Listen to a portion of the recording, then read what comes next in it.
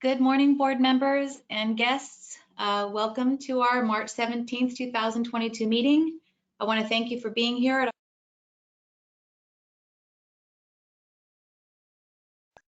Whoops. Newbie mistake, please forgive me. Once again, let me welcome you to our March 17th, 2022 meeting, members and guests. So nice to see all of you. Thank you for being here. It is not typical for your general counsel and board secretary to open a meeting, but we have some unusual events happening today. The first is, oh, Melissa, am I okay to continue with this slide up?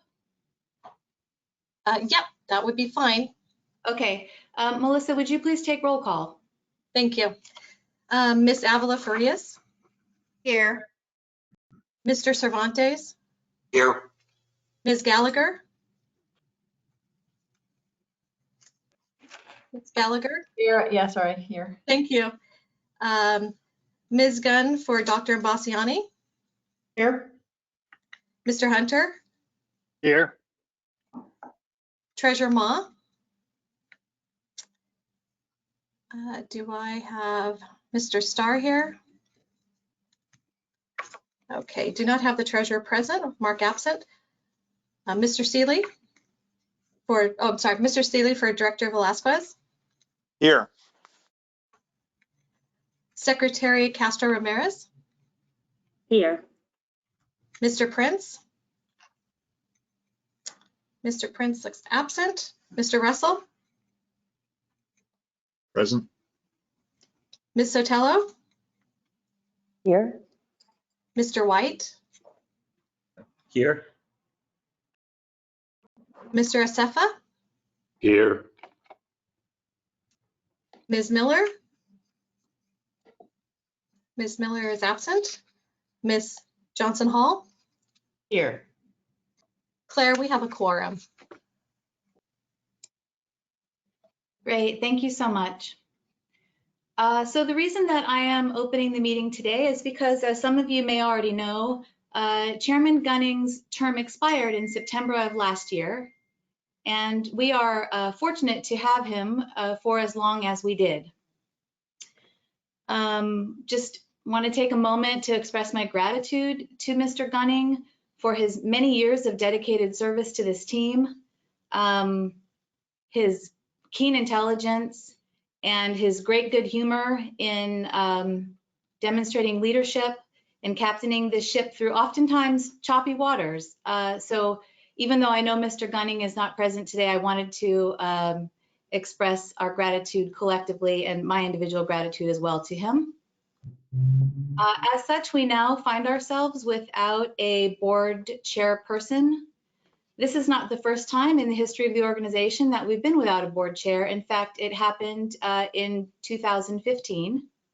And at that time, via resolution, we established a process by which an acting chairperson would be selected to serve in the interim until the governor's office has the opportunity to vet and select and appoint a new chairperson.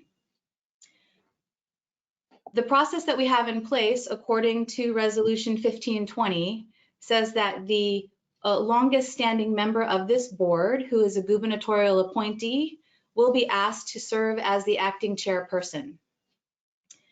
I'm happy to share with you that that person is Delilah Sotelo. She is our longest standing board member who's a gubernatorial appointee. In addition to that, Mr. Gunning, before he departed, demonstrated his confidence in Ms. Sotelo by appointing her as our audit committee chairperson. And finally, for those of you who have had the pleasure of working with Ms. Sotelo on this board, her knowledge of affordable housing is exemplary, and her commitment to this organization has been extraordinary. So we reached out to Ms. Sotelo, and we did ask her if she would be willing to take on the responsibility of acting chairperson, and she has agreed. I'm before you today to recommend to this board that you pass Resolution 22-03 and name Ms. Sotelo as our acting chairperson until the governor's office has the opportunity to select a permanent chairperson. That's all I have. Thank you. I am open to questions. Thank you. I'm Director Russell here. I'd like to move the resolution 22-03. And Thank I you. will second.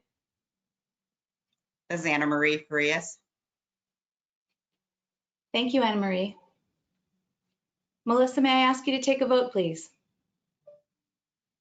Yes, Ms. Avila Farias, Yes. Mr. Cervantes, Yes. Ms. Gallagher, Yes. Ms. Gunn, Yes. Mr. Hunter, Yes. Treasurer Ma. Oh, I'm sorry. We still do not have Treasurer Ma on the line. Just double checking. Mr. Seeley, Yes. Secretary Castro Ramirez, Yes. Mr. Russell, Aye. Ms. Sotelo, Yes. Mr. White. Yes. Resolution 22-03 is approved. Thank you so much, directors, for your time and attention today. I appreciate you. And Ms. Sotelo, I'd like to hand the presiding meeting over to you now. Thank you.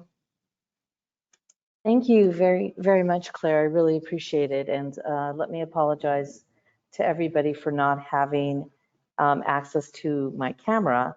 I promise it's no nefarious reason. I just don't have access to my camera on my laptop, so I apologize for that. And thank you, everyone, for the vote of confidence. As we go through this first meeting with Mr. Gunning not being here, during our discussion, just know that he is missed, and we so appreciated his long years of service. And he's been an appointee since 2010, so he's got all our minds and hearts behind him, and he was such a strong colleague, and we really appreciate his continued service to Californians as he goes on to his next great venture. So with that, I'm going to take a moment and ask everyone to approve the meeting minutes for the January 20th meeting minutes. If anyone has any changes or comments to the minutes, if you can please raise your hand. I move that we approve the January minutes of 2022. Great. So with no changes, those minutes are then deemed approved. If Melissa, I don't think that we need a roll call for this, but if we No. do, we have a motion. Yeah, and a no, second. they can be approved by acclamation. Thank you. Wonderful. Thank you very much. So I just wanted to, again, acknowledge the reappointments that we have with Ms. Eileen Gallagher and Mr. Fred White. Congratulations on your reappointment, and we look forward to your continued participation. Thank you very much. I also wanted to spend some time and introduce the board to our newly appointed board member, Mr. Jim Cervantes. He was recently appointed by Governor Newsom in February, and Mr. Cervantes is a managing director in the public finance department of Stifel, Nicholas and Company, and he's been, robustly working through his retirement, I think, as a volunteer, but you did retire in 2020. So I wanted to turn this over to you, Mr. Cervantes, if you wanted to tell us a little bit about yourself and just introduce yourself to the board and all the great work that you've done. Thank you so much. And I have to say that I'm really looking forward to working with you all. Housing is a critical issue in the state of California. And I have to say that after going through the agenda documents, I realize I've got a lot of catching up to do to sort of like get even with you, and I'll do my best on that score. And maybe just a quick note, when I came to California right after college as a Coro Fellow, I had a real interest in community development and ended up working for 4 years for a nonprofit housing development corporation in San Francisco's Mission District. So in some respects, I've kind of come full circle after a career, after business school and a career in public finance, back to the world of housing, and where I've been doing some local volunteering work as well, working on my city's general plan and housing element. So it's a long time interest and love of mine. It's a key area for all of us as Californians, and I'm looking forward to working with you. Thank you. Wonderful. Thank you, Mr. Cervantes, and we look forward to working with you as well. Mark, can you hear me?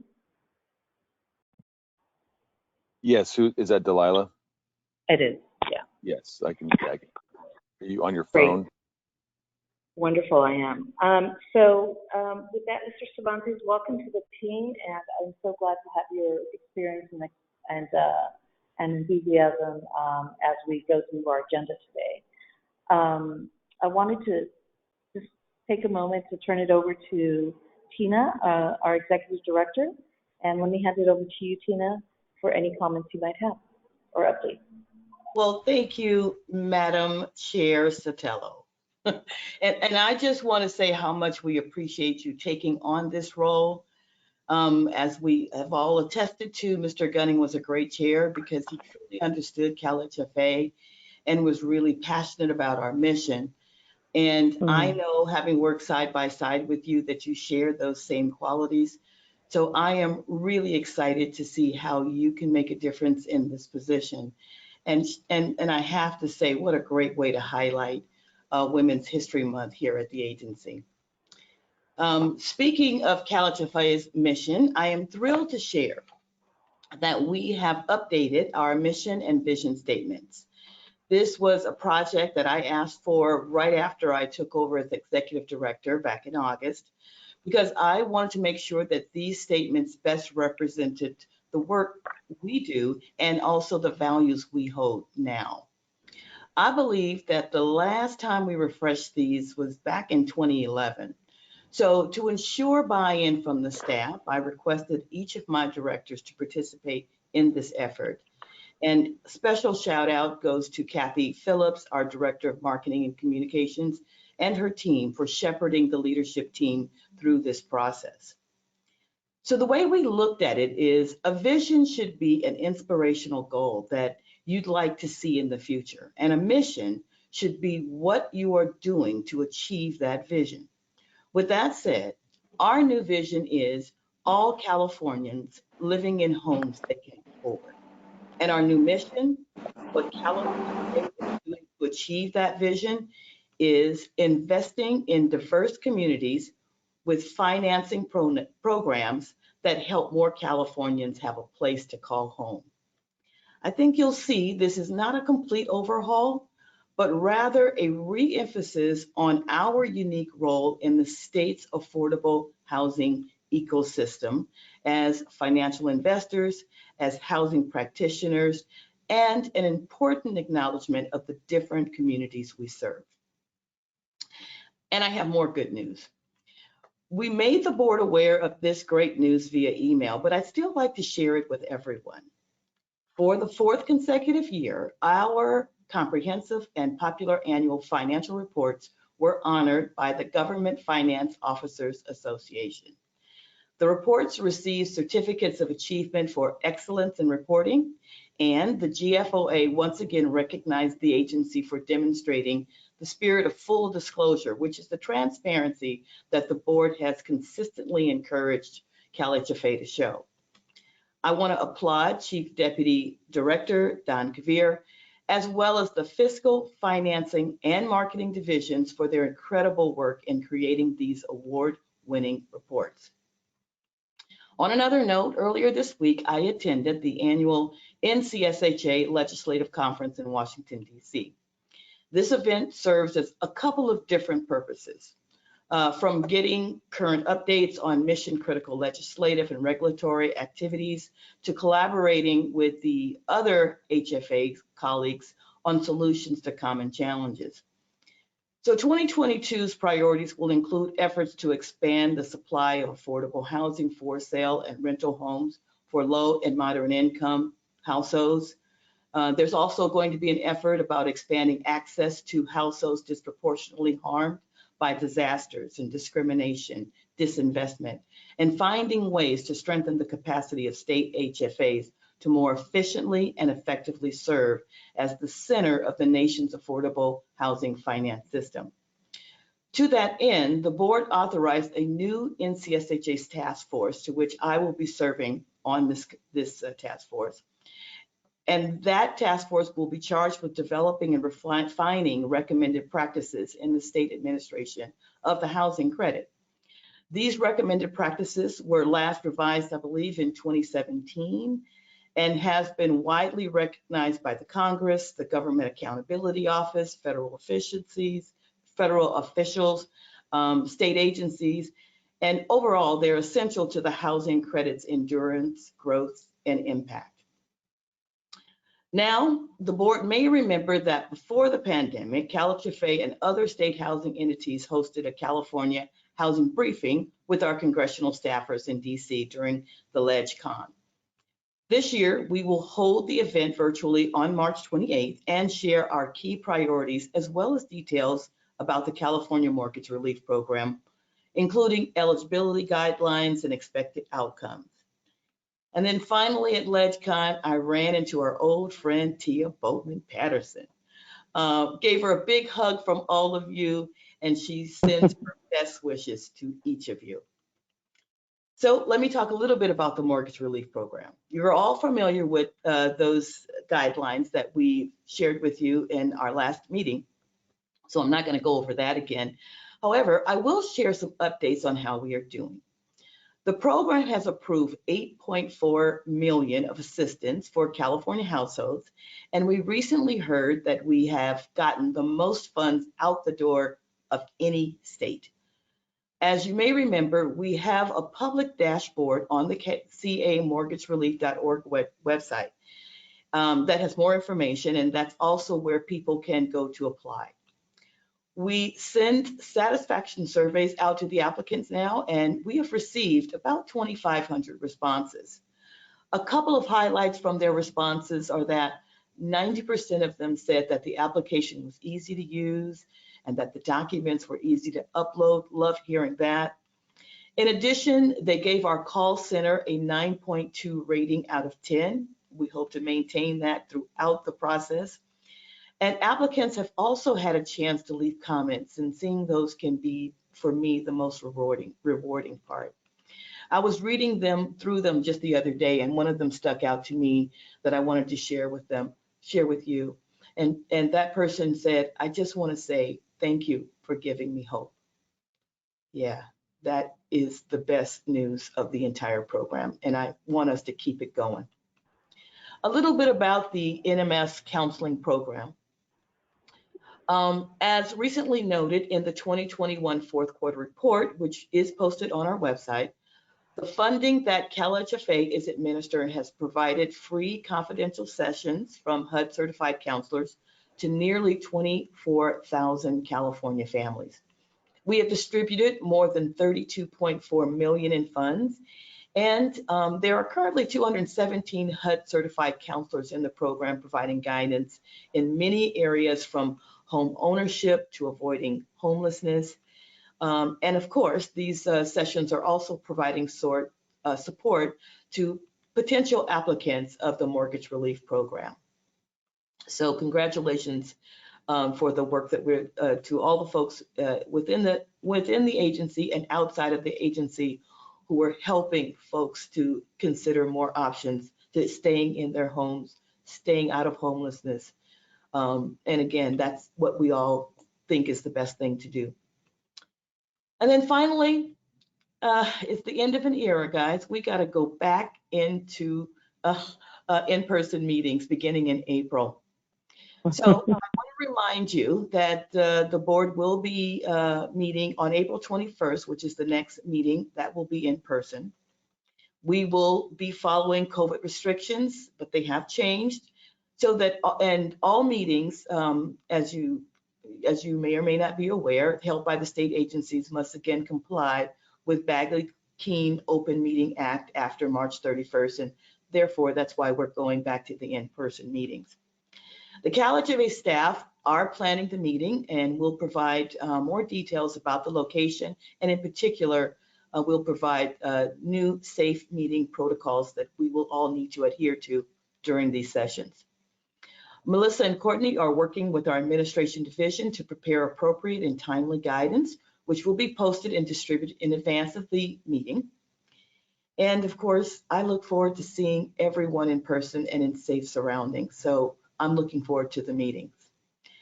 So we have a lot to get to today, and I'm very excited to hear from our workshop panelists. So I will now hand it back over to Madam Chair Sotelo to introduce them now. Thank you. Madam Chair, before we move forward, I'd like to acknowledge that Treasurer Ma has joined the meeting. Thank you, Treasurer Ma. Welcome, Treasurer Ma.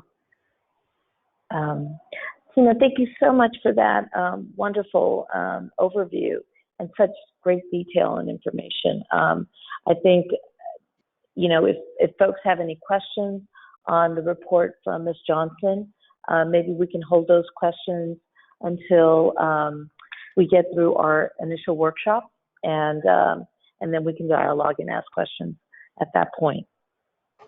So with that, again, thank you, Ms. Johnson and your team for putting together, you know, such a wonderful update for us.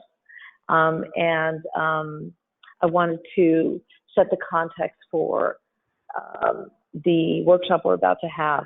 If board members recall, we set up this idea of having ongoing updates and dialogue with outside professionals to keep information current and to keep us dialoguing around new, you know, conditions in the industry and how we as CalHFA could better adapt and be responsive to the needs of our constituents and the Californians out there needing housing. So we set up a series of workshops and report backs so that we could really set up a context by which we're making our policy recommendations and guidance to the team. So with that, today's workshop really is an opportunity for us to hear from qualified speakers regarding a variety of topics. In particular, today we're going to be hearing from two very important speakers with regard to rental and homeownership opportunities as we talk about housing policy, supply, and the quickly changing market conditions. We have two pairs of panelists that we'll be hearing from. The first, if they're ready to go, is a pair of panelists that will share with us their thoughts on the current market conditions for homeownership and the capital market volatility, as well as the potential impact of supply and the rising interest rates on the lending volume that we will see not only in the marketplace, but specifically here at CalHFA. Jed is the Senior Vice President of Community Lending for Bayview Asset Management, and he is accompanied by Elizabeth, who is the Vice President of Capital Markets for Lakeview Loan Servicing. Thank you both for being here. And if you're ready, Jed and Elizabeth, the floor is yours. All right.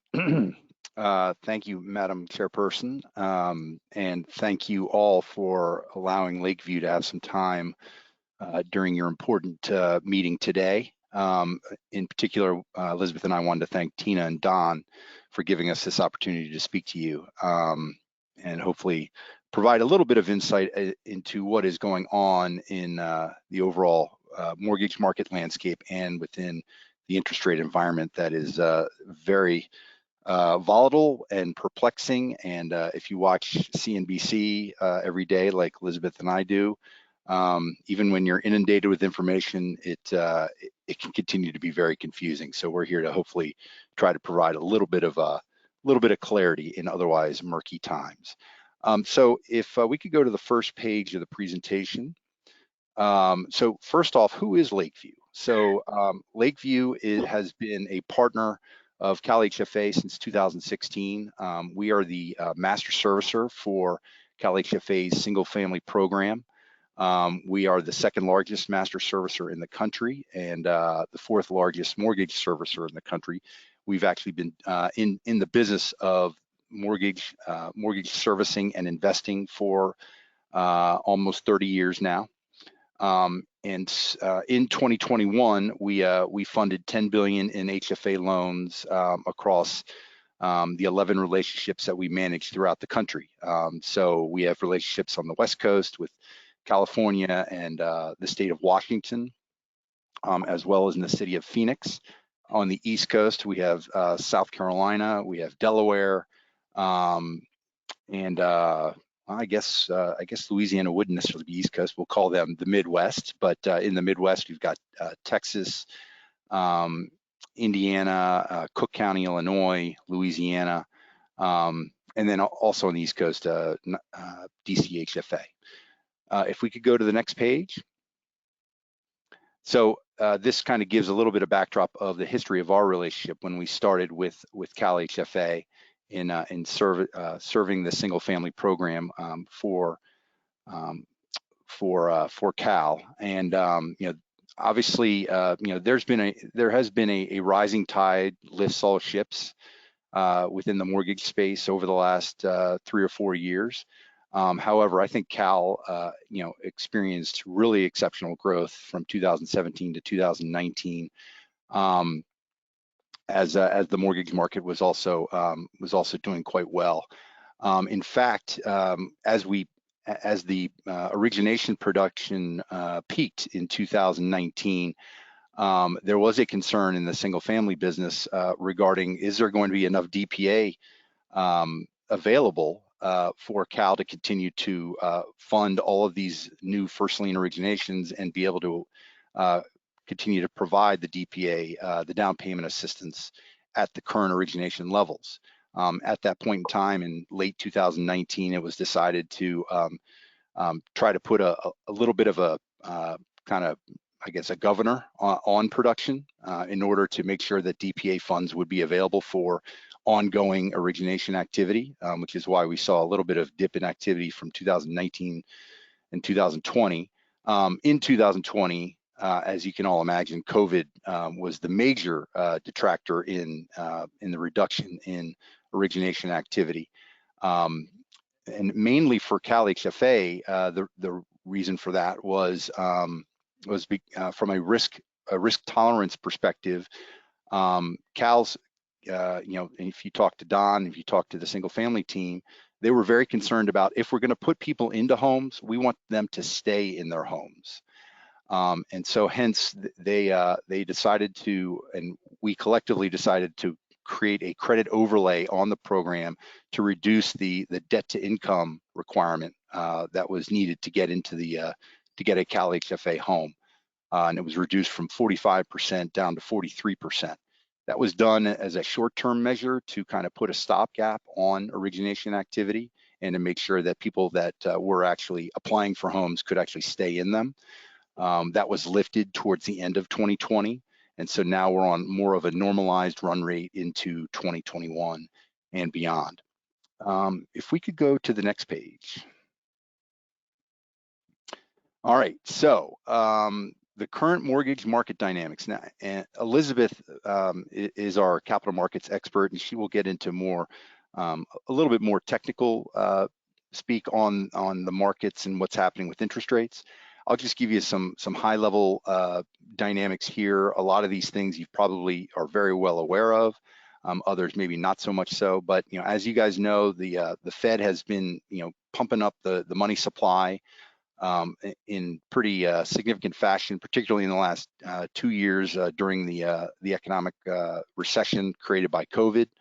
And we have had a zero interest rate policy for quite a long time now. And as you've all heard from Fed Chairman Powell yesterday, we have officially reversed course on the easy money supply, and we've gone up 25 basis points. One of the biggest dynamics going on in the market is home price appreciation. California has been, leading the pack unfortunately or fortunately, but there has been a massive surge in home price appreciation, which has made it very, very difficult for the affordable home ownership space. Housing supply, as Tina had mentioned in her earlier comments, a major focus for NCSHA and the federal government, for that matter. We have done nothing to help the supply of affordable homes since the financial crisis in 2008 and 2009. And one of the charts that I'll show you in a little bit will give you a little bit more flavor into that. Higher rates. In the last 3 months, we have seen mortgage rates increase over 100 basis points. And while that has been a shock to the system in the mortgage market, when you look at where we've been from a historical perspective over the last 30 or 40 years, we are still in an incredibly low interest rate environment. It's just been kind of the shock and awe of the sudden increase in rates over the last 2 or 3 months that I think has taken not only borrowers, but capital markets investors off guard. And then finally, consumer strength coming out of COVID. We've got we've got a lot of higher wages. We've got people going back to work. So that is a positive that hopefully will continue to, as we heard from Fed Chairman Powell yesterday, speak to the underlying economic strength that is still inherent in the economy. Can we go to the next page, please? Okay, so housing affordability. I think everyone's heard about this. So home price appreciation over the last 2 years has really gone berserk.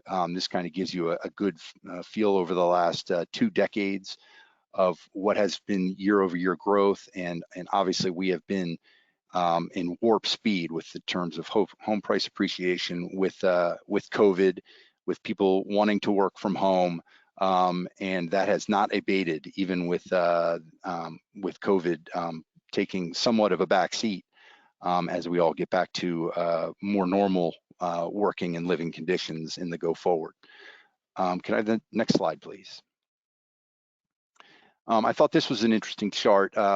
It shows major MSAs throughout the country and mortgage affordability indexes. The light blue lines or bars on here are mortgage affordability with a 20%, traditional 20% down mortgage. And then the black line bars are mortgage affordability with a 3.5% down mortgage in the more affordable space. And as you can see, in particular on the left side of this chart, of the top 12 districts, MSAs that are highlighted in here, 7 of them are California based.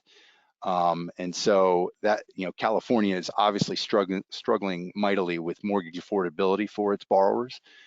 So everything, all the conversations that we continue to have with the single family team are not only about, creating more originations, for the entire portfolio or borrowers in the market, but obviously trying to hone in on making things more affordable, opening the basket of potential borrowers wider, so we can get a more continue to be diverse in the population that we serve.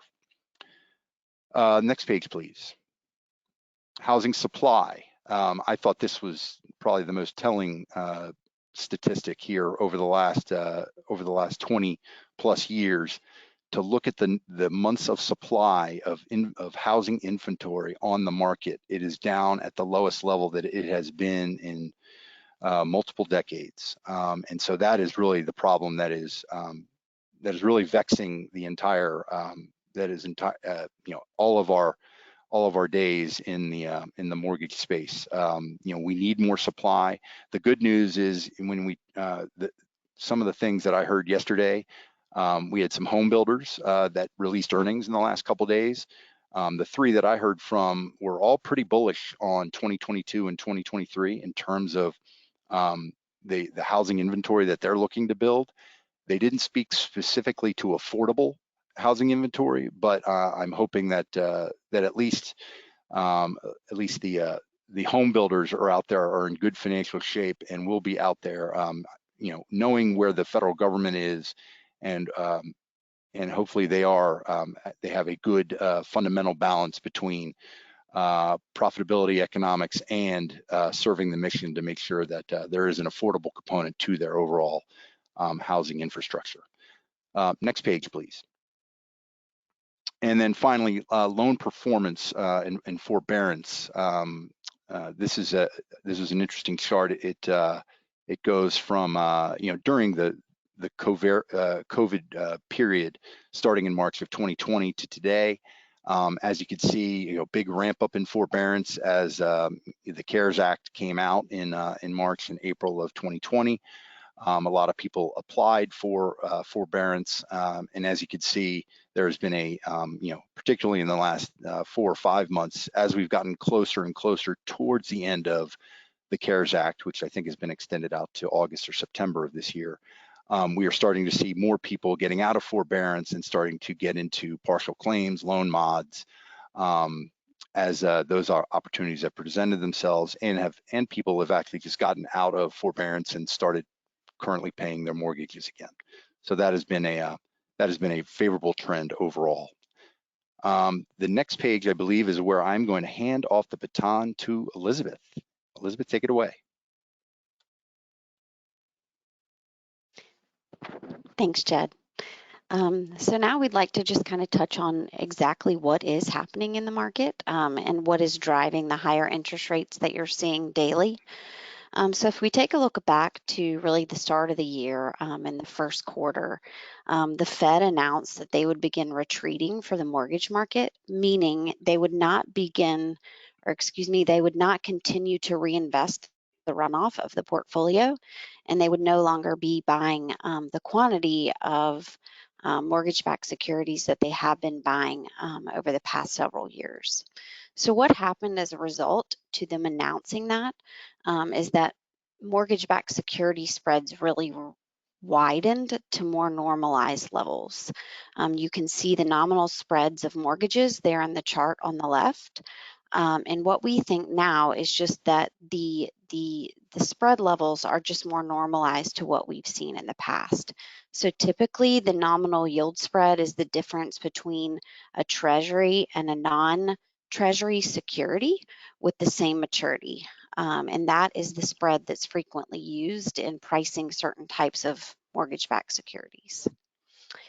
The existing mortgage market really went from a huge premium dollar price to a discount dollar price. And what really drove that is just call protection not being as important to investors right now.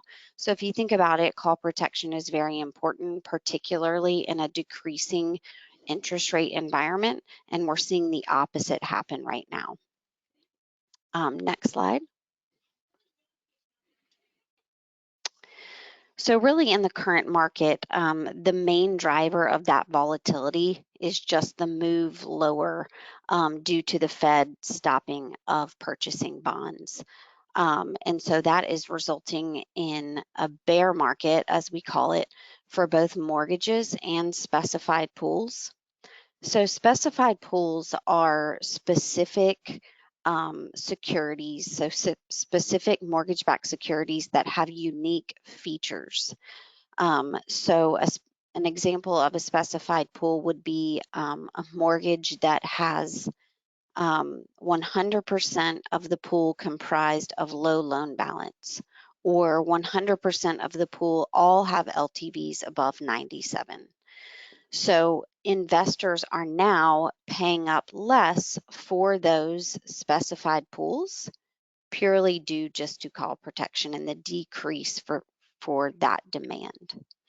Hey, Elizabeth, real quick, just for the sake of the audience, a low loan balance, that would be what, like 150,000, 175,000 loan balance? So that's a great question. So there are multiple specified pay-ups that investors are looking for.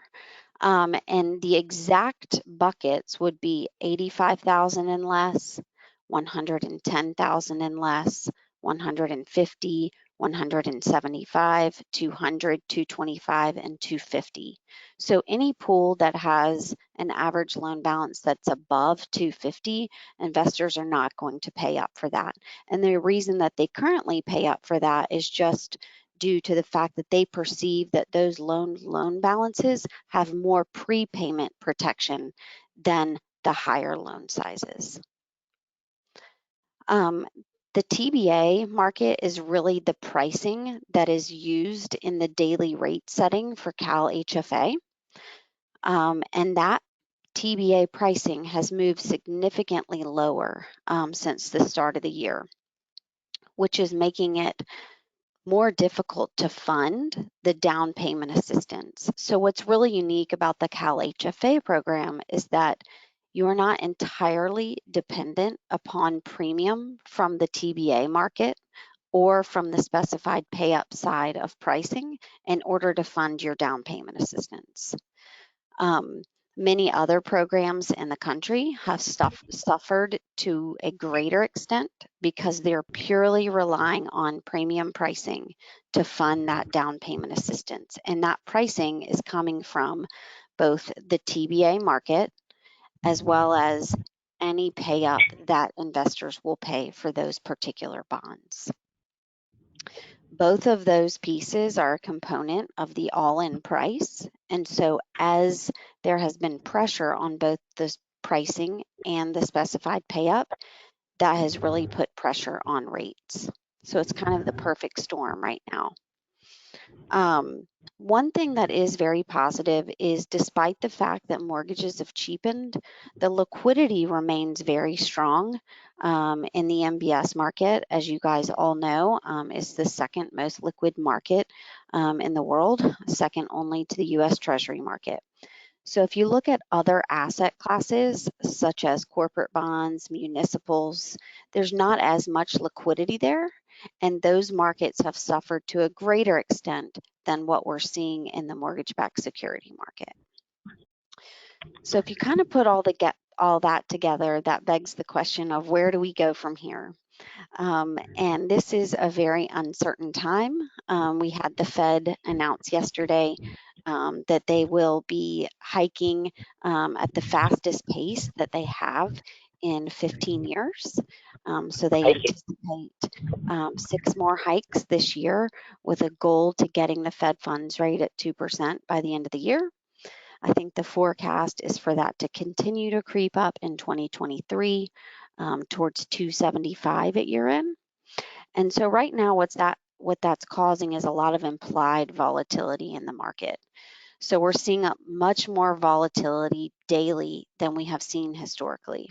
And what the implied volatility tells you is that the range of outcomes and where we end up in terms of the rate range is just wider. So there's more uncertainty, and that's what's driving the volatility. That's what's making it difficult to ascertain really where mortgage rates will be in a year.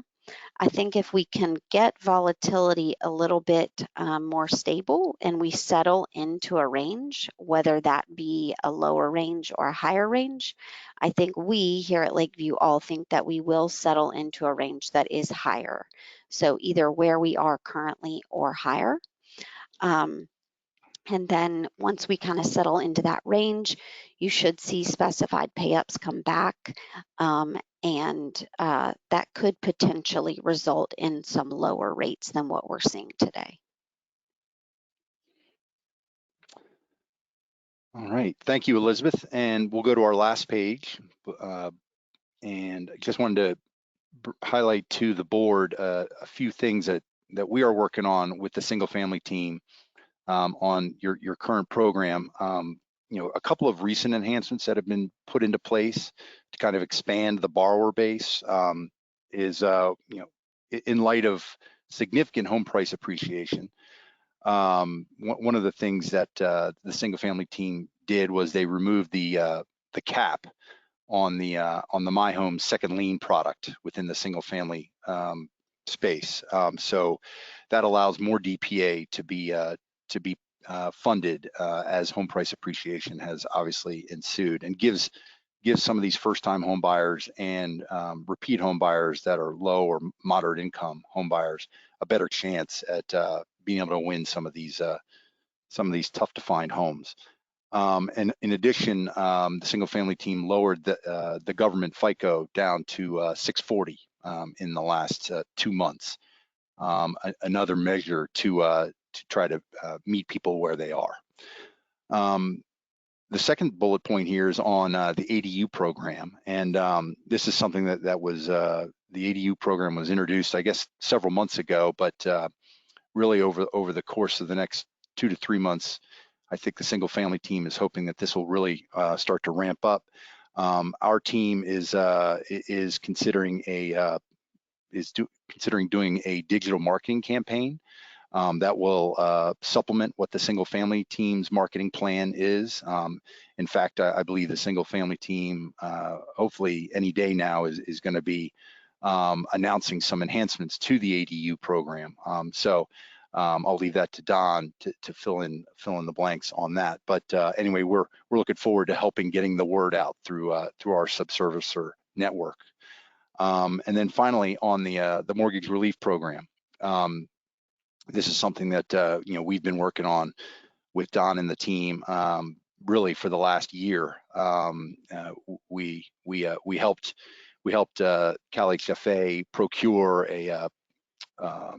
an advisor, a consultant, to come in and help lead the mortgage relief effort for you guys. And then in more recent times now, our network of 9 subservicers that we contract with, we are all working or are beginning to prep to work on an advertising campaign, either directly to CalHFA delinquent borrowers or non-CalHFA California borrowers that are delinquent, directly marketing to those impacted borrowers via email or direct mail, and as well as on their websites.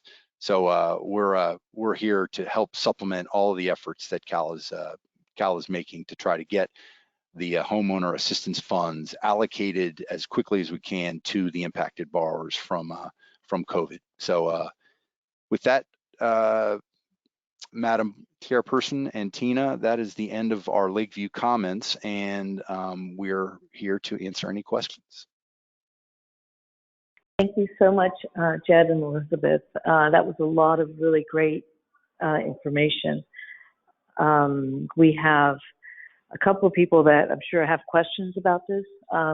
Melissa, if you can just call on folks that have their hands raised, I guess, and we can just go from there if folks have some questions right now before our next presentation.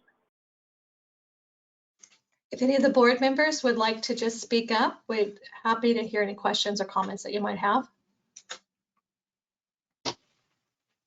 Stephen Russell? Yeah, thank you. So I have a question about the, in terms of housing supply, do you have any analysis as to what the role of investors in the housing supply issue? Because we're hearing that the role of investors who are speculating on quick increases in housing prices are actually competing with intended people who want to occupy these homes. Do you have any good data that supports that looks into that issue? Stephen, it's one of the biggest drivers of home price appreciation over the last 2 years is the entrance of, with all this money that's out there available, that we have seen the private investor community come in very strongly in competing with borrowers on at the ground level, really day in and day out purchase of homes. So in terms of the empirical data that we have, I can check on that. I don't have that at my fingertips, but there's no doubt that we are hearing it from each of our HFA clients across the country in terms of the impact that they are seeing to their origination activity, and from the borrowers that are coming to them, who are basically saying we're kind of under attack by private investor capital being put to work in creating this shortage of supply. So let me have that as a follow-up, and if I can get some information from our analytics team here, then I can follow that up and get that to Tina and Don, and they can share that with you as a follow-up. Okay. And if I could just kind of a follow-up question on a different topic, which has to do with, you talked about the publicly held builders and their reports talking about a really bullish 2022. I'm curious whether they've talked about the margins they're expecting on these houses, because there's been distant talk in the past about doing a statewide inclusionary minimum, just because it's hard to do it region by region. And if the margins are high, if we're seeing, is the production price, where's the margin going? And is this a time when that would be a financially feasible approach from a statewide perspective? Yeah, I didn't capture any of that in what I heard from the reports I saw. As you can all imagine, the refi activity that has been occurring over the last 2 or 3 years, that was the main driver for the mortgage market in terms of profitability. In terms of the home builders, obviously they continue to go up market as home price appreciation. They're building bigger homes. There's more money to be made, with having to do it less times. So that's nothing I've said is rocket science. That being said, I did not glean anything from the public reports regarding profit margins, and but we do know that is an inhibitor to home builders in terms of attracting more people to the affordable space, unfortunately. So Jed and Elizabeth, this is Secretary Castro Ramirez. Thank you so much for the presentation. Just a very kind of specific question that connects some of the strategies or action steps that you summarized, Jed. Particularly, you said early on that there's ongoing work with CalHFA to look at how to increase the number of loan originations, and you sort of mapped out some of the enhancements or strategies that are underway. Do you believe that these strategies will be sufficient to turn the tide, right? What we have seen over the last few years has been a decrease. And what more should we be thinking about? This is definitely a priority for the state, increasing housing stability, housing access, housing inventory across the housing continuum. And in the homeownership space, what we have just seen is that with this data is that we need to sort of double down and all hands on deck. And so I'm just wondering, are these enhancements and strategies going to move the needle? What more should we be thinking about? So I'll turn it over to you. Yeah, sure. No, that's it's a great question. All the conversations that we have with Don and his single family team kind of always have the balance between looking at what's going to drive origination activity versus meeting the mission, and expanding the broader base. And on top of that, with COVID, really what we saw was a shift in the mission, which was from a risk mitigation perspective to not only get people into homes but have them stay in the homes, which we saw with a lot of forbearance claims initially once COVID hit.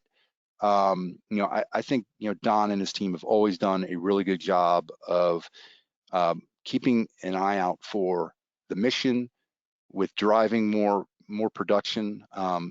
But at the end of the day, we do want to make sure that that the program enhancements that they're looking at, like looking at lowering government FICO to 640, that does not come without a lot of forethought by the single family team, and also kicking ideas around with us when we do our monthly business reviews with the team. Since we do service 10 other agencies throughout the country, there's always a lot of back and forth in terms of what's working elsewhere and what's not working elsewhere. And so we're continuing to have those conversations, day in and day out. I will say that the production we saw in 2019, that was probably going to be unsustainable long term. Just knowing the size of the agency, knowing the amount of down payment assistance that is required to continue to fund $4 billion in first lien loans, that was probably going to be unsustainable long term. I'd say where Don and the team have things now, kind of in that 2.5, potentially $3 billion in origination range, is much more sustainable. And puts I think the team on a really good path. But there are going to continue to be tweaks here that we're going to make in the immediate term, that Don and his team have already implemented, and some other ones that they're considering, that I think will continue to move the needle, and maybe boost things 5%, maybe 10%. But to have a move from what we saw in 2018 to 2019, it's probably not something we'll see again. Thank you, Jed. Mr. White, you had a question? Thanks, Melissa. So could you follow up on any thoughts or data around build to rent or single family rental, that market, how it's taking off, and will it have an impact on California in general? My guess is it won't, because it's building to rent out here is pretty expensive. You can do this in the East Coast, Southern, Southeast states, but it's exploded out there.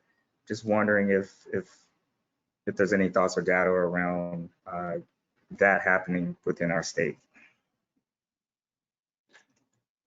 I don't have that available, Fred, but be happy to have that also as follow-up work for us to do, and I can get that back to Tina and the team. Sure, thank you. You're welcome.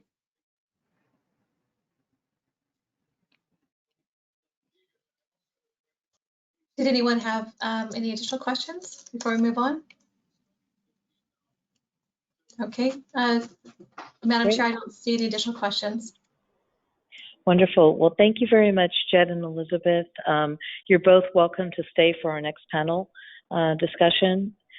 But again, we look forward to hearing your follow-up and appreciate all the time and energy you put into our presentation today. Thank you for having us. Absolutely. So with that, let's go ahead and move forward with our second panel presentation for the market, economy, and federal policy perspective. I want to introduce Peter Lawrence, who is the Director of Public Policy and Government Relations for Novogradac. Many of you do know Peter. And Jay Parsons, who's the Vice President of Economics and Industry with RealPage. Welcome to both of you. And I guess, Peter, if you can start us off. Thank you, and thanks to CalHFA for inviting me for this board meeting. I was asked to address sort of a snapshot of the current market for multifamily affordable housing, including a federal update and some recent research that we believe helps buttress the case for an all of the above type housing strategy.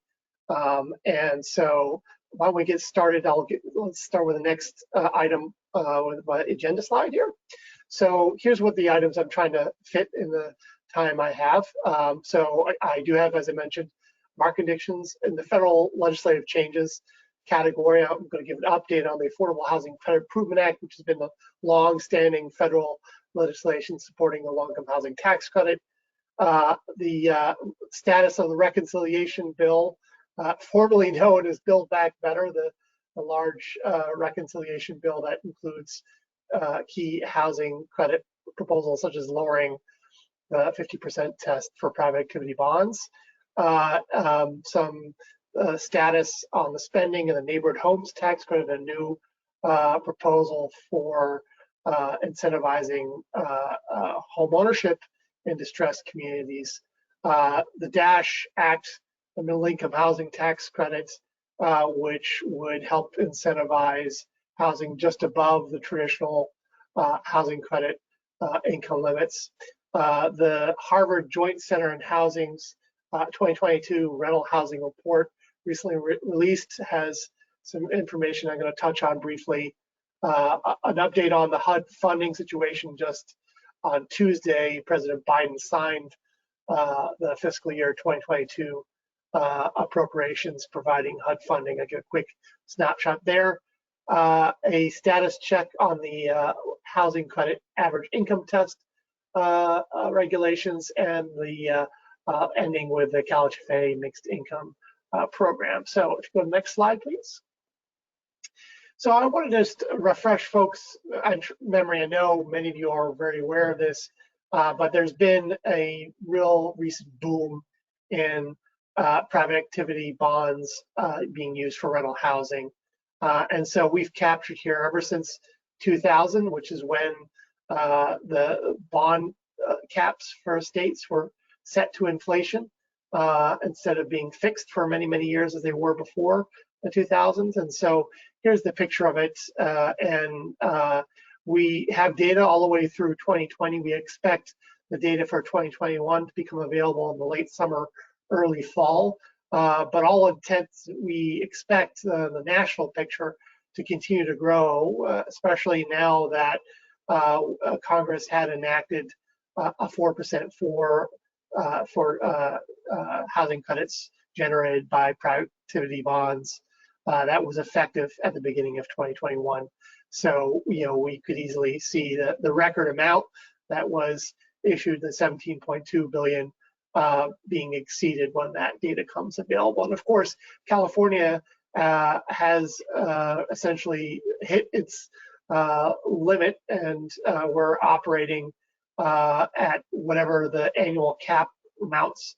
California is operating at that amount, and so which is roughly 4.1 to 4.2 billion dollars, and there's no carry forward left forward to help supplement that, and so we don't anticipate a huge increase in multifamily bond issuance, but of course, depending on the federal update, which I talk about, we'd be able perhaps to make better use of that bond cap going forward. I also wanted to give you a quick snapshot of trends. Go to the next slide, please. Nationally, when you look at the use of the housing credit for either new construction or rehabilitation, we see a continuing trend of more new construction units being the percent usage for bonds, and certainly also on 9% credits, as that is, many states are prioritizing the use of their limited housing credit authority for that. But I also will note that it's easier to finance new construction under the private activity bond program with the 4% floor. So we anticipate that trend to continue nationally in 2021. But if you look at California only, next slide, I think what we see here is certainly an increase in new construction on the 9% side, but not so much on the 4%, given I think how housing costs do play a large part, and given how new construction tends to be more expensive, it's harder to finance new construction given those increased development costs. And I know that's nationwide, but it's particularly pointed in California, and that's why I think when you see in the recent trends that the rehabilitation percentage remains relatively high on the bond side. Go to the next slide. The other aspect we, of course, follow here at Novogradac is the state of the low-income housing tax credit equity market. And it has been mostly stable after the turmoil we saw in late 2016 after the presidential election and throughout 2017. Once the tax reform was enacted and sort of the market stabilized, we saw it, modestly increase through, I think, the intervening years until I think the beginning of or middle of 2021.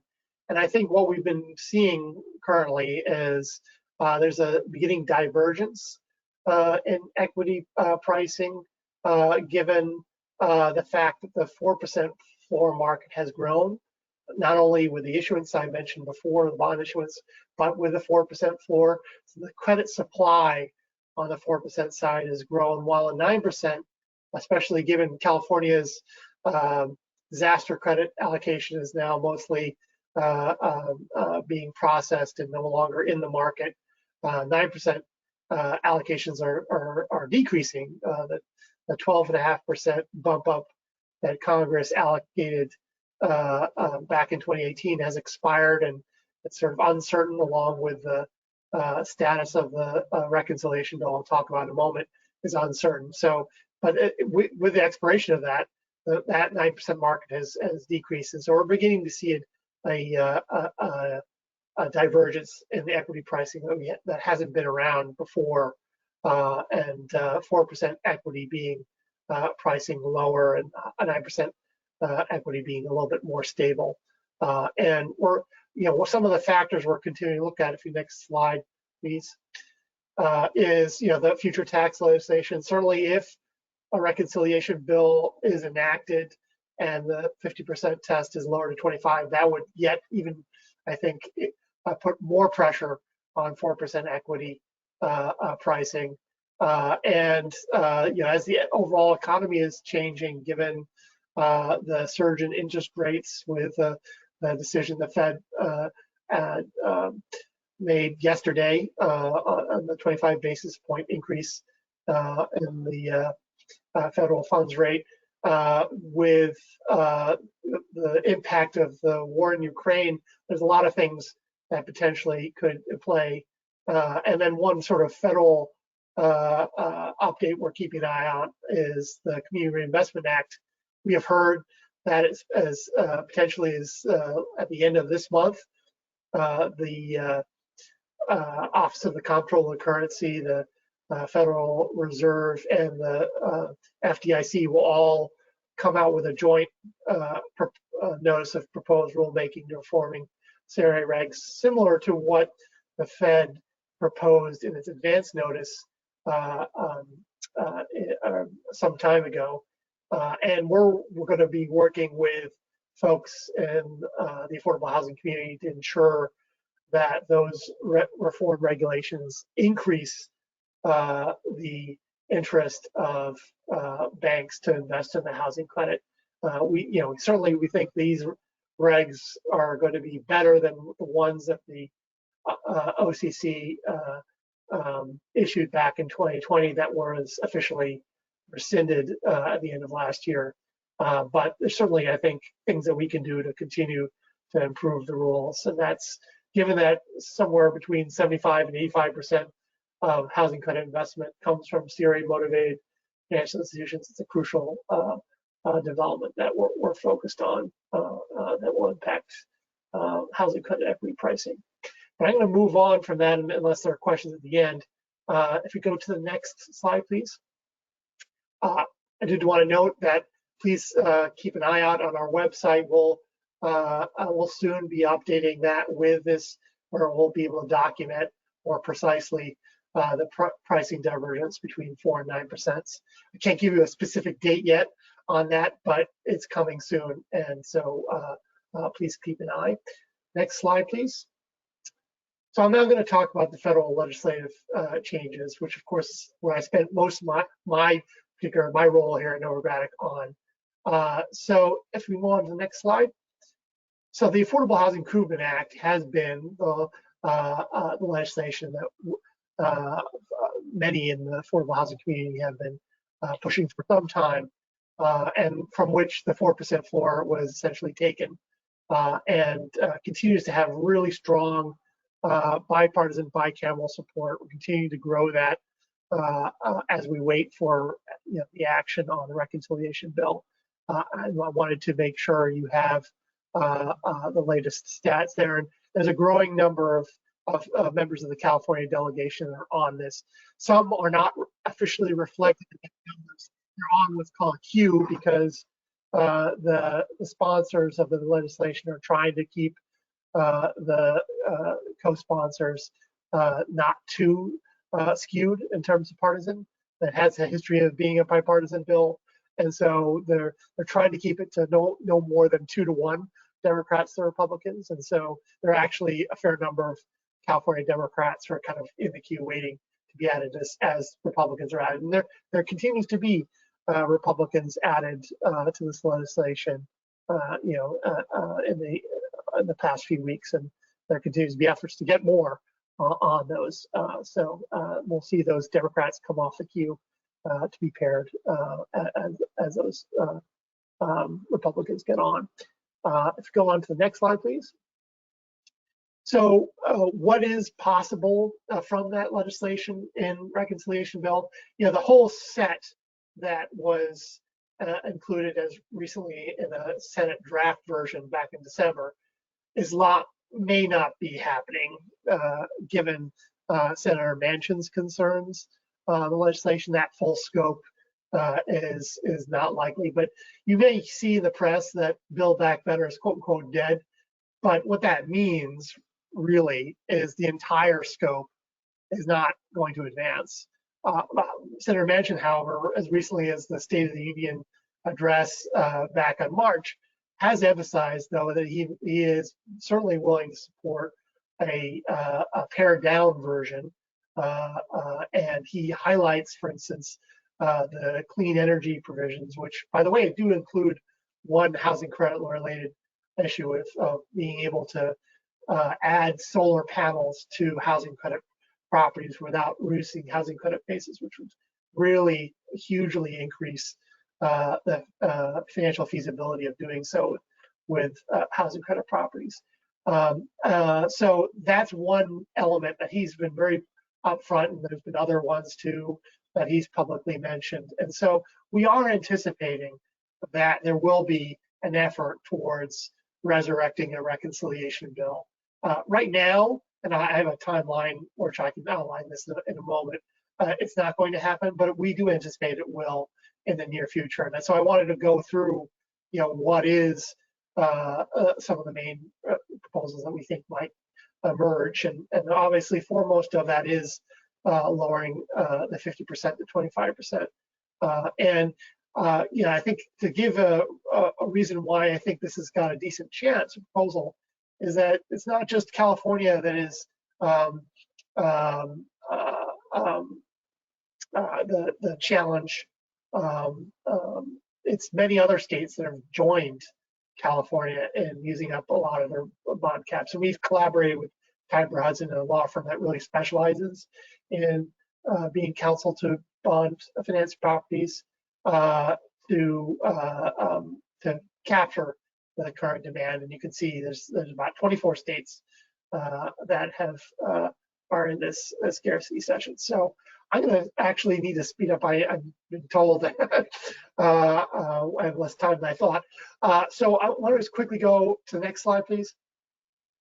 Here's the proposal on increasing 9% allocations that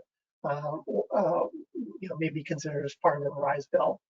The next slide, please.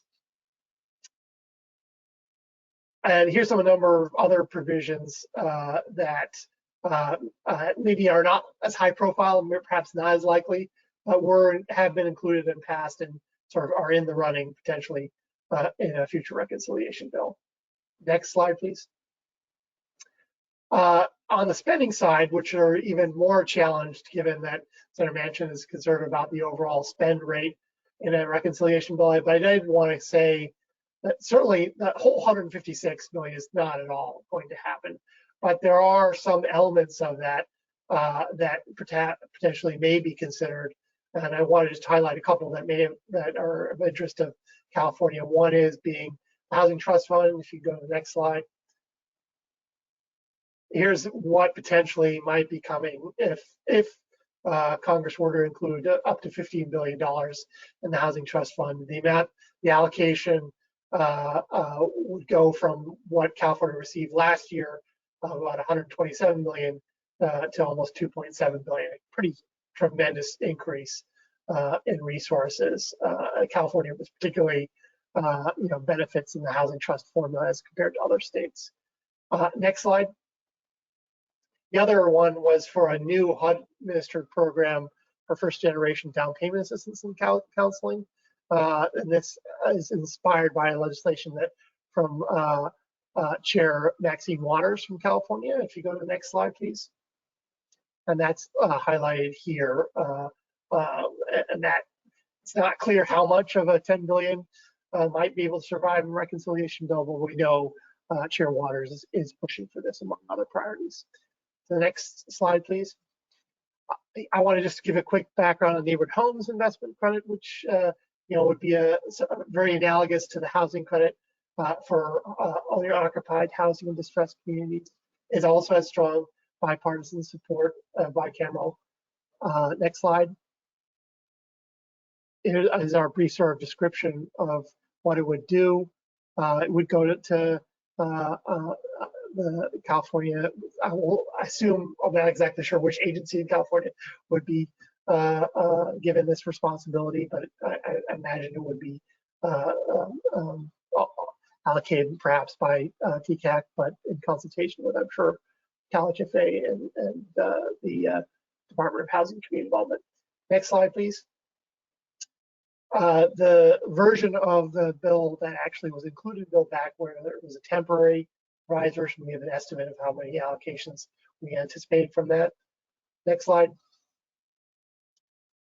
And all of these proposals were also included in Senator Wyden's very comprehensive legislation he introduced last year. And he's the chairman of the Finance Committee, very influential senator on housing policy, included neighborhood homes, included a renter tax credit, a first-time home buyer credit, a credit for supportive services, but also, and I'm going to turn to now, the middle-income housing tax credit, which, go to the next slide, please, is really modeled very much, I guess, with the low-income housing tax credit. It would be targeting between 60% and 100% of AMI. Similar intent, I think, to the MIP program. Next slide. And we estimate here how many allocations would be available nationally and amount of units that could be financed nationally from that, and the economic impact of those investments. Next slide. And here's the amount of units by state, and you can see California, we estimate, would get the most from the MITEC proposal. Next slide, please. We've also analyzed more particularly about how the financing would work for the middle income housing tax credit for Senator Wyden. We have a report that you can get from our website, and you can see a detail here on how we analyze it with the San Francisco market. Next slide. Here's where we actually went through a number of scenarios and how the capital stack would work in each of those scenarios. Next slide, please. Last, I do want to just note the Harvard Joint Center of Housing did put out its rental housing report earlier this year, and it documents much of what was mentioned in the previous presentation about how the market's changed, both in single family as well as multifamily housing. And they also continue to have evidence, next slide, and how the cost burden has gone up the income ladder, and an increasing percentage of middle income renters are being burdened. That's documented in this recent report. And they also counted how the amount of low cost units, including to moderate income renters, are losing across many agencies. And they compared, over the past 2 decades, what has happened. Next slide, please. So here's the timeline of what we're looking forward in developments as we look into the next few weeks. We do expect potentially next week that the fiscal 2023 budget be introduced, which might include some housing credit proposals from the administration to further expand the housing credit. But right now, I think the Senate is going to be focused on the Supreme Court nomination up until the Easter recess that we've documented. When Congress returns from its Easter recess, that's when we do think there'll be serious attention about resurrecting the reconciliation bill, including a 50% test. And we want us to include the various recesses that really all this action has to happen, I think, before the August recess, the summer recess, to have any chance, because they'll have not much time to do anything in the last month before the recess for the election. Next slide. Here's our quick budget check on the enactment of the fiscal year 2022 spending I mentioned earlier. You know, it's pretty much the one sort of decrease you may see there in CDBG is not entirely sending the full picture, because it doesn't include the $1.5 billion in earmarks. This is the first annual spending bill that has earmarks since 2011, since Congress recently reinstituted that, and many of those earmarks came out of the CDBG overall budget. Next slide, please. I do want to note that we are following the average income test regulations, and we've been talking with Treasury about this a lot recently. That they did originally, just to remind you what it is. It's a new possibility for the housing credit. It has been used to a limited extent, but particularly in California. In the recent years, but when the IRS came out with proposed regulations, next slide, back in October, things kind of slowed down as the industry sort of digested those proposed regulations, and we were very concerned by how the position the IRS took in a lot of them. We think they were wrong based on the statute, and the public hearing that was held showed that sort of unanimous opinion from a wide spectrum of housing stakeholders on it. And we have heard recently from Treasury that we expect them to issue a final regulations to incorporate many of our concerns sometime between now and June. And so I would urge you to keep an eye out for those. We're continuing to talk to the Treasury to make the case for more flexibility on those. And the last slide, thank you for your patience, is on the mixed income program. What we see, this is obviously one key program to help address the need beyond 60% of the earned income. And we wanted to give you an example of a winning application, what that actually looks like. This last round, it was just under 90 million in total cost. It's 374 a unit. It did actually chose the average income test election set aside with an average of 55% AMI, and it included state credit, tax credit equity, a CalHFA loan, the MIP loan on top of that, and a deferred developer fee. So I'm going to stop there. I know I kind of rushed through a lot of these slides and see if there are any time for questions. Yes, and Peter, what I think we'll do is have you back in July to give us an update on all the legislation that you talked about, and how it's being implemented and what ends up being proposed. Is that a good time to come back, or do you see some coming back earlier than that?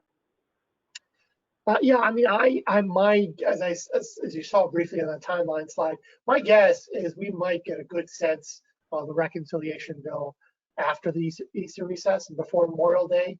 Okay. But certainly I think by July we'll have a very good idea. Okay, yeah, so let's coordinate with Ms. Johnson in terms of when we can have you back, just to give us, and we'll give you a little bit more time to go through your slides, to tell us what happened and how you see it playing out in California and with our programs in particular. Okay. So with that, board members, I'm going to go ahead and turn it over to Jay, and just if you can hold your questions for Peter and Jay until after Jay's presentation. So Jay, let's turn it over to you. Thank you so much, and good morning, everybody. Appreciate the opportunity to speak with you, and I'll move through this pretty quickly, and but of course happy to touch on any topics that are pop out from this presentation. So what I wanted to really do today is build on some of the things Peter shared, and something I think doesn't get enough attention. If you go to this next slide, and just kind of a cute way of summarizing this a little bit is the the Charles Dickens book, A Tale of Two Cities, from maybe high school days. I think there's also a tale of two rental housing markets, not only in California but across the country, and there's a lot of focus oftentimes on one or the other, but we don't often think about them in holistically. We talk about the challenge at the low end of the market. We see on the other side the high end of the market and how they play out in terms of the publicly traded REITs that are most visible. But really, we need to think about them holistically. And so I wanted to kind of provide what I hope is a somewhat unique view on broader rental housing and a more complete picture. So moving forward on the slide, next slide here, this is Peter mentioned the Harvard Joint Center for Housing Studies, and just to give a quick kudos to them, they're really exceptional at being very balanced, I think, in what they share in their research. And there's a lot of, as you know, advocacy groups on both sides of the equation here, and I think Harvard does a uniquely good job presenting a good picture of the full story. In fact, they in particular, they actually are one of the few researchers that really singled out this tale of two markets, if you will. And so this is showing California versus the US average on the percentage of renter households that are cost burdened. And you can see that the moderately cost burdened versus severely cost burdened. And you can see California is, probably no surprise given the high cost of the market, as a higher share of cost burdened renters. But when you go to the next slide, the thing that's interesting is that California also has a significantly higher share of upper income renters. And I didn't bring this data, but if you looked at that upper income group above $75,000 and higher, that group is, as you'd expect, significantly less likely. A very small share of them are going to be cost burdened relative to these lower income thresholds. And so I think it creates kind of a unique picture here. And I'm going to talk about a little ways this plays out, how they actually interplay with each other, these two different segments of the market. So let's go to the next slide. So nationally and in California, we have seen the highest demand for rental housing we've ever seen. And so the apartment occupancy data is market rate apartments tracked through the company I'm part of, RealPage, which is a software provider to owners and managers of rental housing, and then single family rental occupancy on the right. And so you can see with apartment occupancy, 97.5%, highest that we've ever tracked. The census data on single family rental occupancy is a little bit lower, but still the highest they've seen in 3 decades. And due to their kind of lagging methodologies, I think it's probably actually higher than what they're showing. And the data we do see from single family rentals tend to be much higher than what the census is showing right now. So either way, there's very little availability. Let's go to the next slide. And a lot of that stems from the fact that we're just seeing enormous demand. And when I say demand, this is really net absorption. And so this is the net growth in the number of occupied, in this case, market rate apartment units that we're tracking. And we have never seen numbers like this. 674,000 net new apartment households in 2021, 60% higher than any year on record. The next highest was back during the tech boom in 2000. Certainly way above what anybody had projected. And a lot of the pundits like to tie this back to what's going in single family, but it's not just that. In fact, most demand for apartments in particular tends to be younger households in their 20s and 30s. The median apartment household tends to be low 30s in age, and so they're not yet in a home buyer phase of life. But what we saw is over the last couple of years, and particularly the last 12 months in 2021, is a lot of net new household formation among young adults, people leaving mom and dad, decoupling roommate situations, new college grads, people going off on their own for the first time, and that's created a lot of pressure on the rental housing market. So a lot of demand out there, and these are people who are not just demand for housing, people actually leasing units and paying the rent on those units. Let's go to the next slide. So looking more at occupancy rates in California versus the US, as you probably would expect, California tends to see higher occupancy than the rest of the country, about 98% right now. And that's the highest that, again, we've seen on record in our data. I want to give you a little bit of context. You know, in the rental housing industry, 95, 96% is considered essentially full. And what that means is that, you know, with a rental, there's going to be some normal turnover. People move out, people move in. And so there's going to be some downtime there to account for the time it takes to, you know, clean, prep, update a unit between leases, then lease it out. And so when you're at 98%, that really means there's nothing available for the most part. I mean, it's very, very hard to find a unit. You're never going to be 100% full. That's just impossible for the turnover reasons I mentioned. So to be 98% is really exceptional, and obviously there's some good and bad that goes with that. And it really just points to a housing shortage. When we look at the data in more detail, you know, as some of you know, in housing, we classify properties, which is pretty much correlated to the price point, A, B, and C. This is all still market rate, but your A is generally your newer, more expensive properties. Your C is generally more of the workforce housing, more affordable, but not necessarily designated affordable, associated with a tax credit type property. And so when you go to the Class C, it's 98.8%, which is, I mean, just unbelievable. I mean, that's just unheard of to be that high. In Class B, 98.2, and in Class A, still 97.4, which is exceptionally high. So very, very high occupancy, very little availability, as you might expect. Let's go to the next slide, please. So part of that, of course, traces to supply. And I know this is an issue that I'm sure all of you have already been thinking about a lot in recent years. California tends to build at a significantly slower rate than the rest of the country.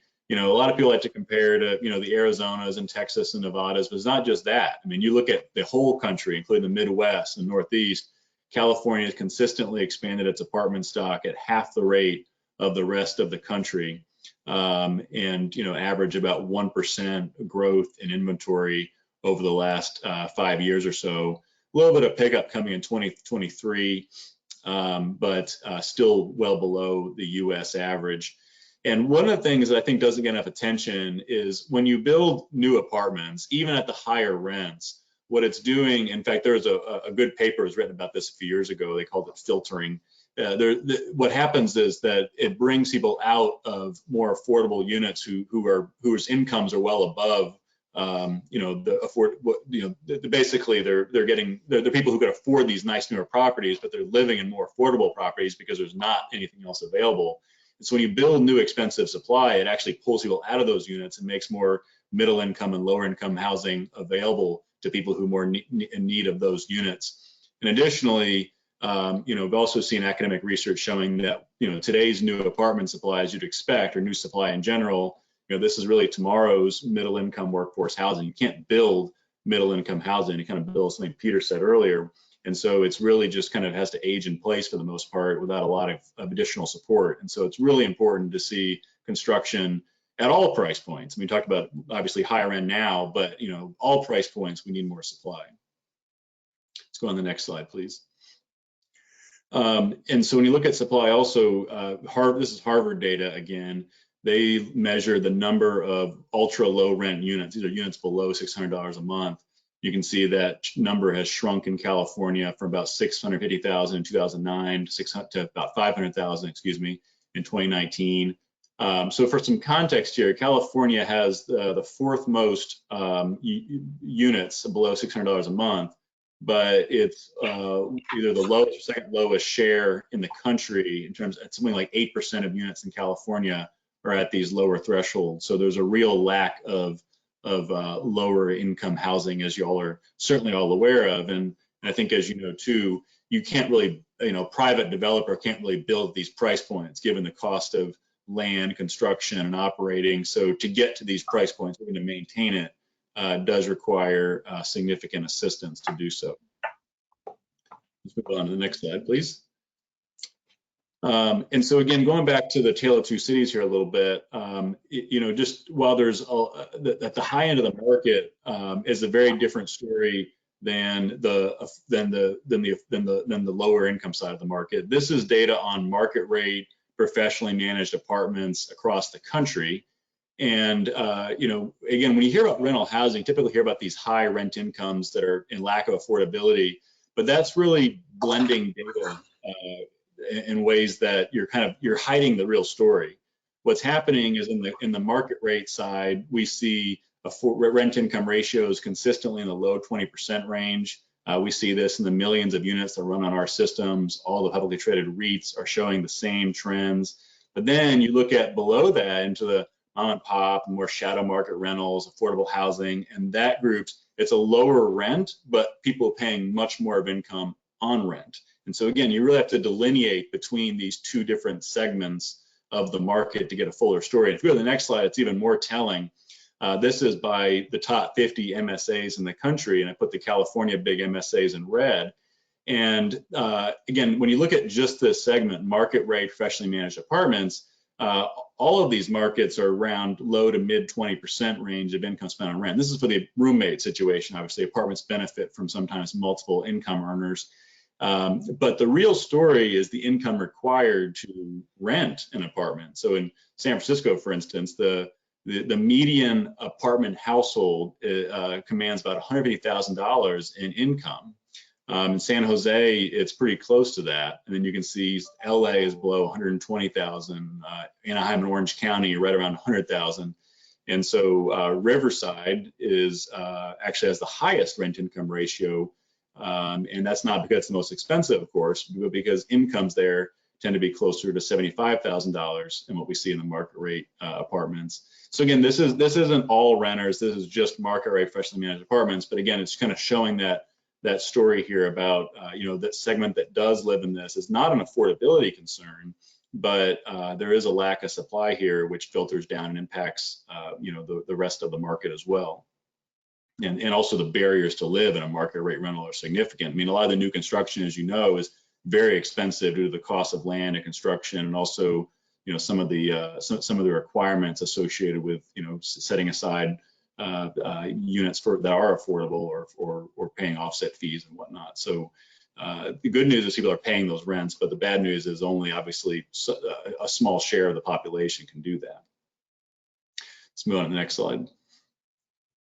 All right, so this is just wrapping it up here. Hopefully been pretty quick here. One of the things I was asked chat about is, we work with groups all over the country, and these challenges are not unique, but obviously California, I think, has some unique challenges just related to how significant the supply barriers are in terms of adding supply. And again, if I can add, if there's one thing to kind of leave from this brief presentation, it's that the housing shortages are at all price points. As Peter shared, there's a real need for middle income housing tax credits, and I think it's really unfortunate that certain groups have come out in opposition of that because it's not helpful to the overall needs for housing. There is need for high-end luxury housing because, again, you're pulling people out of more affordable units who don't need to be living in those units. When you free up those middle and lower income housing units, that puts people there who need those units more. And of course, we know there's a need for more lower income housing units also. That's the most attention, and it can't be a zero-sum game here, right? You need that first and foremost, but we need supply of every type, apartments, single family.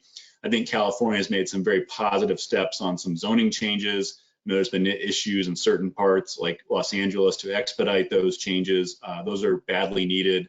But just getting duplexes and accessory ADUs, those things are helpful, but really, density goes a long way. Apartment buildings add the most supply fastest.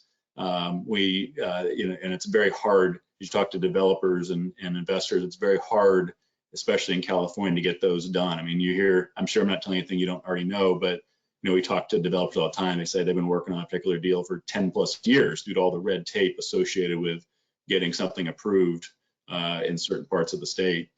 And so, there's definitely, I think the good news here is there's a lot of investors and developers who are still interested and want to be part of the solution, but that's also become a very challenging environment for them to do that. And so the more we can help foster kind of very positive public-private relationships and partnerships here, I think will go a long way in helping solve some of these challenges. So with that, I'll turn it back over.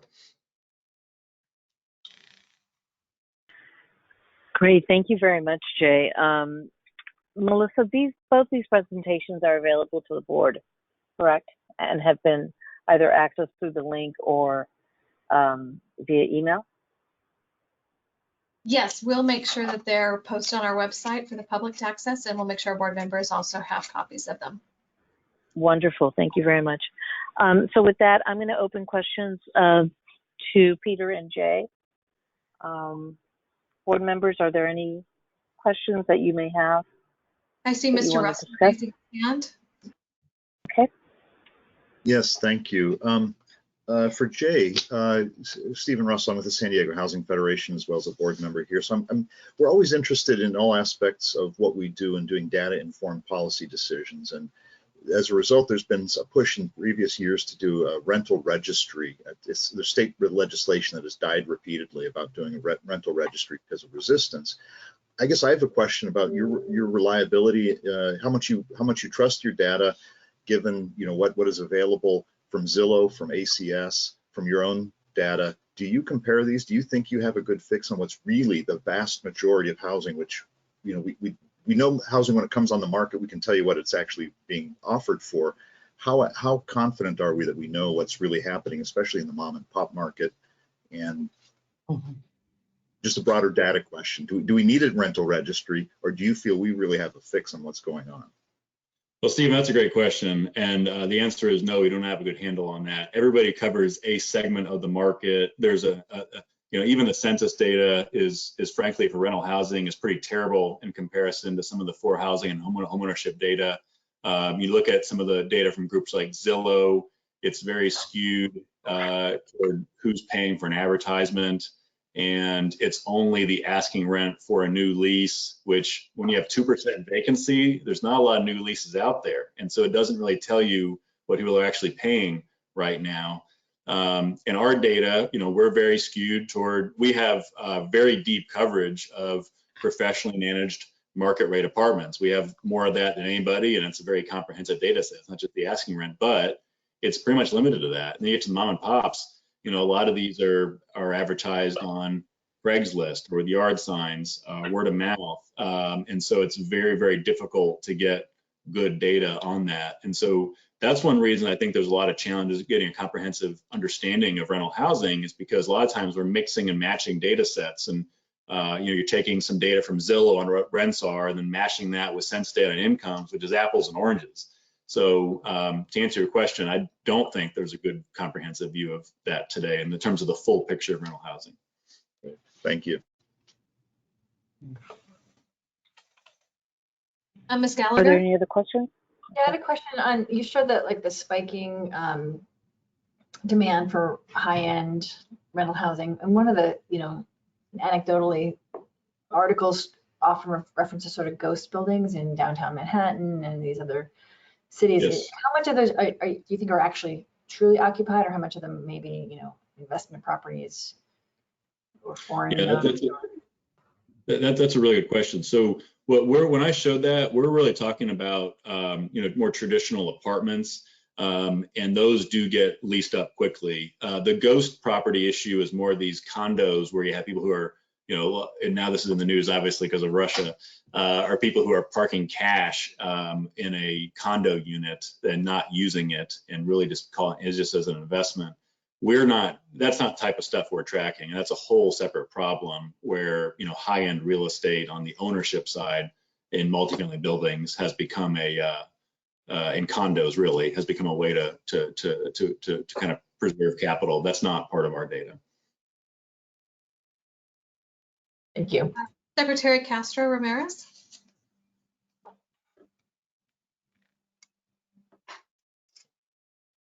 Looks like we lost a secretary. While we wait for her to come back, Mr. Cervantes? I'm sorry. Oh. I'm sorry, go ahead, Secretary. Okay, I accidentally clicked on the video instead of the mute button. I was just saying, first of all, Jay and Peter, thank you so much for the presentation. Very thorough, lots of notes, and we'll, follow up, of course, here with our colleagues. But Peter, you mentioned in your presentation that the lowest income households are having to are being pressured with the highest housing cost burden. And so they're paying more. They're despite the fact that they have very limited incomes. And as you sort of look at what's in not just the Build Back Better package, but also the conversations about federal housing assistance through the voucher program, what's your sort of perspective on the likelihood that we will see more federal vouchers available to pair up with capital investments or to make the housing affordability and housing cost burden less of a burden for lower income households? Good question. I should have noted that in that fiscal year 2022 budget, there was a $200 million increase in voucher funding, which is estimated to provide about 25,000 vouchers nationwide. And I think I saw an estimate of somewhere around 3,000 to 4,000 to California of that amount. I don't, let me double check on that, don't quote me. But I think it's roughly in that ballpark. So no, that's way lower than we need, right? But it's something, which is not, it's very rare that you have that much increase in the voucher budget on an annual appropriations bill. And so that really represents, or at least in the context there, I will note there's a much larger amount that was pending in the reconciliation bill, but it is very much, I think, up in the air given Senator Manchin's opposition to the overall size. It's just not clear. I mean, I think one way to think about it is the size of the Build Back Better bill that as it was drafted back in December before Senator Manchin mentioned his opposition. It was roughly 2.2 trillion all total. And he has said that he can't support as much as 1.5 trillion anymore. So at a minimum, the Congress would need to cut, about $700 billion from the legislation. And it's not clear how much below 1.5 needs to go. The lower it is, the harder it will be to get that spending in. But we won't know until, I think, after the Easter recess, when he'll be I think he's spoken a little bit more, vaguely about what he is willing to support. But when he gets more specific, as we're anticipating after the Easter recess, and then we'll know what the chances are of getting the more appreciable amount of voucher support in that. And I'll just say, I think the longer term perspective, the Biden administration still has as a priority to make, vouchers an entitlement, which should be, hugely ambitious. And it doesn't seem likely to me in the near future, but it remains a priority. And I think, part of what I saw in the DASH Act I mentioned is, they're trying, Senator Wyden's trying a variety of different ways to get, it's sometimes easier to get resources to the tax side than it is on the spending side. So we'll just have to see. I'll just say one other last concluding remark. I am hearing more interest of, Republicans on affordable housing and what we can do than I've heard in the past. And I think that's because the challenges are it's not just California, but it's getting across the entire country. It's not just, the coastal cities, but even rural towns that are experiencing that. And given that reality, sometimes it takes a while for the politics to catch up. But I think that what I see with that is that it perhaps gives us more of a bipartisan push than there has been historically. So I think we'll just have to keep an eye and we'll keep on pressing. So thank you very much for that, Peter. Mr. Cervantes, I know you have a question, your hand raised, but we need to wrap up our session. Since you are a new board member, we'll go ahead and make the exception if you want to go ahead and ask your question. Well, thank you. I appreciate the indulgence. And Peter and Jay, both very much. This is more for Jay. You mentioned that the California apartment construction rate is about half that of the United States. And we all understand why that's so, just given costs here and local obstruction. But how much more would one have to increase apartment construction in California to really sort of make a difference in the affordability side? Has there been any sort of analysis of that? I mean, if you could get us to the national rate, how much of a difference does that make? Has there been any, I'm just kind of curious if there's been any thought given to that kind of analysis. Yeah, Jim, that's a great question. And obviously it would depend on the type of rentals that are built. I think, so the short answer is no, there's any specific analysis, but I think that there'd be a short and long-term view of that. I think that affordability is a big ship that takes years to turn around. It's not something that you can turn fast. And I think we've seen some efforts to put Band-Aid solutions that ultimately end up backfiring and making the problem worse. And so I think if you look at it from perspective, okay, number one, we need to invest more in affordable housing as a state, and then we expand the number of units that are available to low-income households. That's the first thing. Then you can do that quicker. And the second problem is by building more now on the market rate side over the long term. There's definitely research. I mean, just Econ 101. More supply is always helpful for affordability, and so the barriers to entry is part of the investment thesis. People who go into places like California say, hey, look, it's hard to get here, so therefore it's a great investment. And that's not exactly what you want, right? I mean, you want it to be, the more construction there is over the long term, over a period of multiple years, the more that you're going to be able to, ultimately, impact the number of affordable units. Plus, just the trickle down effect of, over time, those units become more affordable as newer construction is built, and that's where the highest incomes want to go. And so it frees up more of the last decade's construction, for instance. So great question. I wish I had a straighter answer, but I hope that is somewhat helpful. Thank you. And I think this is Tina. I think I'll just mention before we move on, Madam Chair, that, the statewide housing plan that we have in place right now indicates that we need to have about 2.5 million more units by 2030.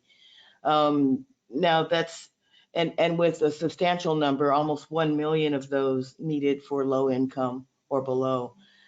These are really big numbers. I think the good news is that all of the housing agencies are poised to come up with housing efforts to address this issue. And I'm very, very grateful to the panelists that we have today to sort of bring it full circle and bring it right to our immediate attention. I not only will we share this information with the board, but I also plan to share this with my sister and brother agencies as soon as we can make that available, so that we can all sort of recenter and refocus around this issue in a collaborative way. Again, thank you all. And I'll just mention before you all go, Jed and Jim and others who I saw at the SSA, let's not make this the last time. I agree with our board chair that we really need to have you in front of us more often so that we have the data to support the good work that we do. Absolutely. Thank you. Thank you, gentlemen. Thank you so much. Thank you. For your time and for your energy. We really appreciate it. So with that, members of the board, we're at about 2 hours right now. I know we're going to lose a couple of people from participating on the board. So with that, I wanted to go ahead and just move ahead on our agenda. We do have a time for a 5-minute break a little later on. If people choose to do it right now, just let us know. But if not, we're going to go ahead and do the mid-year update and turn it over to Dawn and your team for your presentation. Great. Good afternoon, Chair Sotelo and members of the board. I'm Don Kavir, the Chief Deputy Director at CalHFA, and today we're going to provide you with a mid-year business plan and operating budget update for fiscal year 21-22. Given that we have a very full agenda for today, I will note that your board packages contain detailed reports outlining the agency's progress on the strategic business plan and operating budget, as well as an attachment that provides a status update on each of the action items adopted as a part of the plan. Additionally, I would mention that during the January board meeting, staff provided a comprehensive update on our single-family programs, as well as specific updates on the Caltrans Roberti 710 program, the ADU program, the work we've been doing around the development of an equity building program for first-time homebuyers under 80% AMI, as well as updates on our mortgage relief and mixed income programs. Accordingly, my colleague Kate Ferguson and I are going to avoid being overly repetitive, and we're going to just try to focus on highlighting the most significant accomplishments to date and give you an overview of our lending activity projections for the remainder of the fiscal year and provide you a preview of some of the initiatives that we will be proposing for next year's business plan. So now that you have heard from our distinguished panel of guest speakers about the various housing policy initiatives at the federal level, housing supply constraints both nationally and here in California, and how the political and economic factors are impacting the capital markets, I'd like to shift the focus back from the macro to what is happening here on the ground at CalHFA. Next slide, please. By way of a quick review, the agency's business plan is made up of three overarching goals. The first is to promote statewide affordable housing production and opportunities for homeownership while maintaining financial sustainability and independence. Secondly, to continue to improve operational efficiencies through the use of technology, workforce planning, and the implementation of best practices. And finally, to collaborate with other housing entities, lenders, and stakeholders who complement CalHFA's lending objectives and policy priorities in order to deliver effective and innovative housing solutions. With these goals as the foundation, staff develops specific strategies and key action items to support the achievement of the stated goals, and collectively, this represents the agency's strategic business plan for 21-22. Next slide, please. At mid-year, some key accomplishments for the organization include the launch of a $1 billion mortgage relief program, which received its formal approval from U.S. Treasury on December 17th and officially launched on December 27th. It's the largest mortgage relief program in the country, and we're very proud of the team that has put it into implementation phase. And at the mid-year mark, or actually as of today, I think we've received nearly 7,800 applications to date. And in the coming months, we'll be rolling out a new utility for delinquent property taxes. And so the team is working fast and furious to get that launched as well. We also made $65 million of subordinate financing available through our 2022 mixed income program to finance multifamily affordable housing serving low and moderate income households. Our program provides competitive interest rates, long-term permanent financing paired with subordinate debt to provide rental housing for Californians earning a mix of incomes between 30 and 80% AMI. The program was again significantly oversubscribed, and the multifamily team is in the process of underwriting initial commitments on 13 projects representing over 2,200 units of affordable housing. And Kate will go into that a little bit more later on. We launched a statewide ADU program in the fall designed to incentivize the construction of ADUs. Since the launch, we have onboarded 7 lenders who are approved and ready to go, as well as we have several other lenders that we anticipate coming online in the coming weeks. We believe that we've actually at this point reached critical mass in terms of lender coverage across the state to support a full-scale marketing campaign publicizing the availability of the ADU grant. That being said, given the current market volatilities that our speakers spoke to a few minutes ago, the rising interest rate environment and the increasing construction costs, CalHFA is going to be making adjustments to the initial program design. Among these changes is increasing the grant amount and expanding the permissible uses of the grant funds to include, among other things, payment of non-reoccurring closing costs and interest rate buy-downs. We believe that these changes will help homeowners partially mitigate the effects of rising interest rates and encourage them to move forward with an ADU. I believe Tina mentioned our National Mortgage Settlement Housing Counseling Program, and so I won't go into too much detail on that, but again, it's been very successful, helping nearly 24,000 families. It provides sort of a broad spectrum of assistance from homeownership issues to issues around eviction, foreclosure, and homelessness. So we're real proud about the impact that that program's having. We successfully filled key leadership roles within the organization, including the executive director, the director of financing, director of business development and stakeholder relations, and the new financing risk manager. Next, I'll just jump into our tax-exempt bond recycling program, which is another program we're very excited about. The program has preserved over $118 million of tax-exempt volume cap through the mid-year of the fiscal year. And we project that we will actually preserve about $250,000 of bond cap by the end of the fiscal year. Relatedly, and more importantly, we've redeployed $157 million of that recycled volume cap on new multifamily financings that did not have to go through CDLAC. Kate will speak more about this later in the presentation, but we sincerely hope that this will serve as an example of how additive bond recycling can be to a volume cap constrained state like California.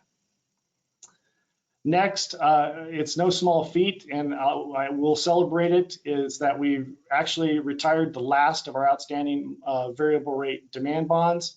CalHFA only has fixed income bonds left on the books, and that was a labor all the way through the financial crisis to today to be able to report that. So congratulations to the financing team for that success. Yay. And then lastly, I'll mention that we completed a huge project in single family that we implemented a optical character recognition functionality into the system platform to streamline document review processes. This was a multi-year project that enables the single family system to automatically read documents uploaded into the system and compare them to the information submitted from our lender network. It has taken a labor-intensive, what we call a stare and compare process, and reduced it down to an exception review process. From a functionality perspective, it has dramatically increased the speed, accuracy, and transactional capacity of our single family program team. Next slide, please. There are some other noteworthy accomplishments that happened after December that I would also like to mention to you. Tina stated in her remarks that we received notification for the 4th consecutive year on the award from the GFOA. And I just wanted to give a shout out to Fiscal Services, Marketing, and Financing for their teamwork in making that possible each year. So congratulations to them. And then yesterday, we announced, it's an exciting thing, we announced the April launch of our Forgivable Equity Builder Loan Program. It's funded from AB 129, and it was part of the conversation that we had in January around the AB 129 funds. It's designated for first-time homebuyers under 80% AMI, and the loan program will offer a forgivable loan equal to 10% of the purchase price, which is forgiven over a 5-year period, and it can be used for down payment, closing costs, and interest rate buy-downs. And we think that this is going to be kind of very timely given the rising interest rate environment and the lack of housing supply to assist people to sort of bridge that gap.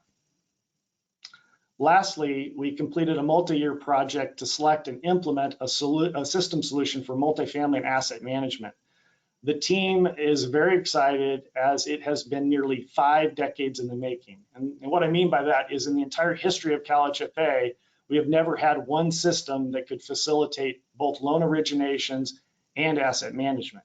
We previously utilized 3 different system solutions to do our business.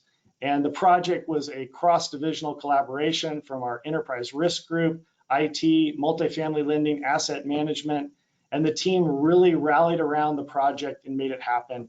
And I couldn't be prouder of what they've accomplished. For years, people talked about looking for a new system solution and getting it done, but nothing ever happened with that. And I think we finally got fed up with that and decided that we were going to get it done. And everyone is really encouraged by functionality of the system and how well it's doing out of the gate. And they'll keep making, I'm sure, enhancements as we go, but we're on one system platform. So next slide, please.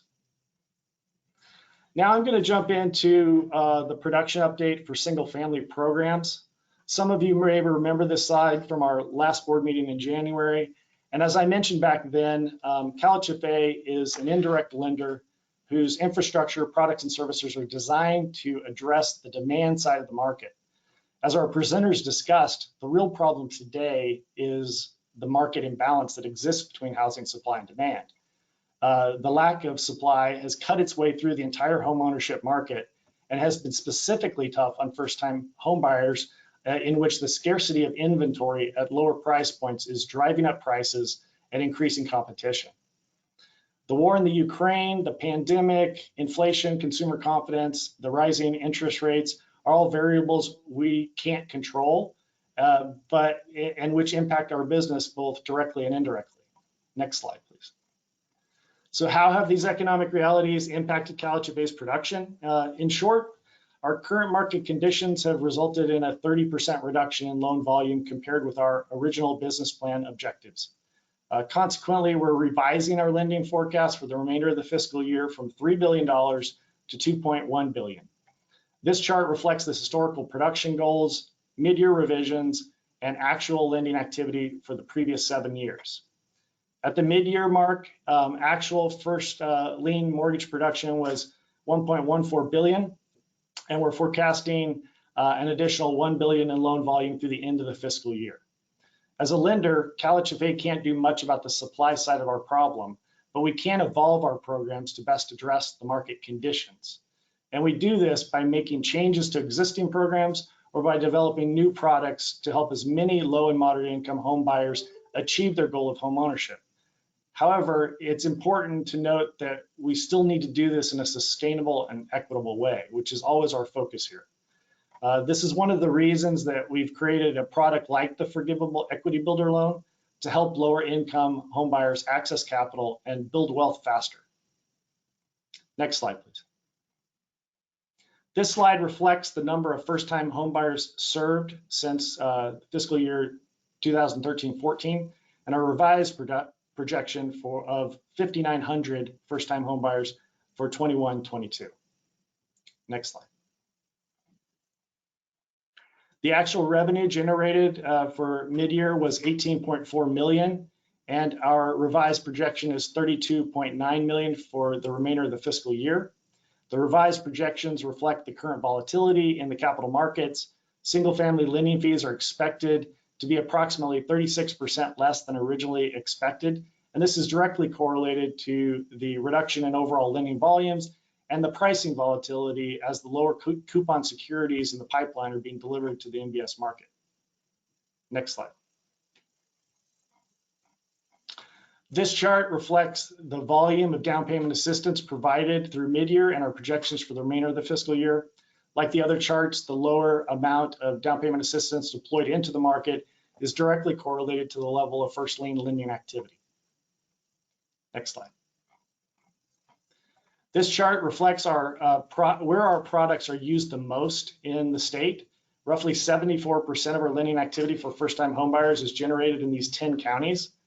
And this is directly connected to the housing affordability in these locations, where there is still housing inventory at price points low and moderate income first-time homebuyers can actually afford. Next slide. This slide reflects the racial and ethnic demographics of the buyers we serve.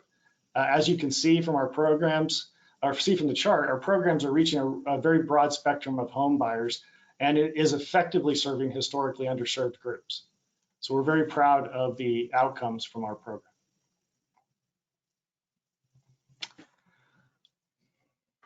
As the leadership team here at CalHFA is working on our strategic business plan for fiscal year 22-23, I want to provide the board with a sneak peek into some of the ideas we will be proposing to the board for our single-family programs next fiscal year.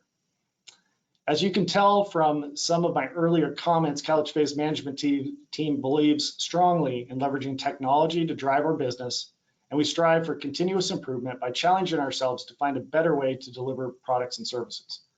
To this end, the single-family team have identified a variety of enhancements to the system that will allow customers to have more ready access to account information. In essence, these enhancements will provide more self-service options for borrowers and produce greater efficiency in the way we service our accounts. Some other ideas include expanding our homebuyer education offerings to include training for first-time homebuyers considering the purchase of 2 to 4 unit properties and ADUs, along with courses on energy efficiency and drought-tolerant landscaping options.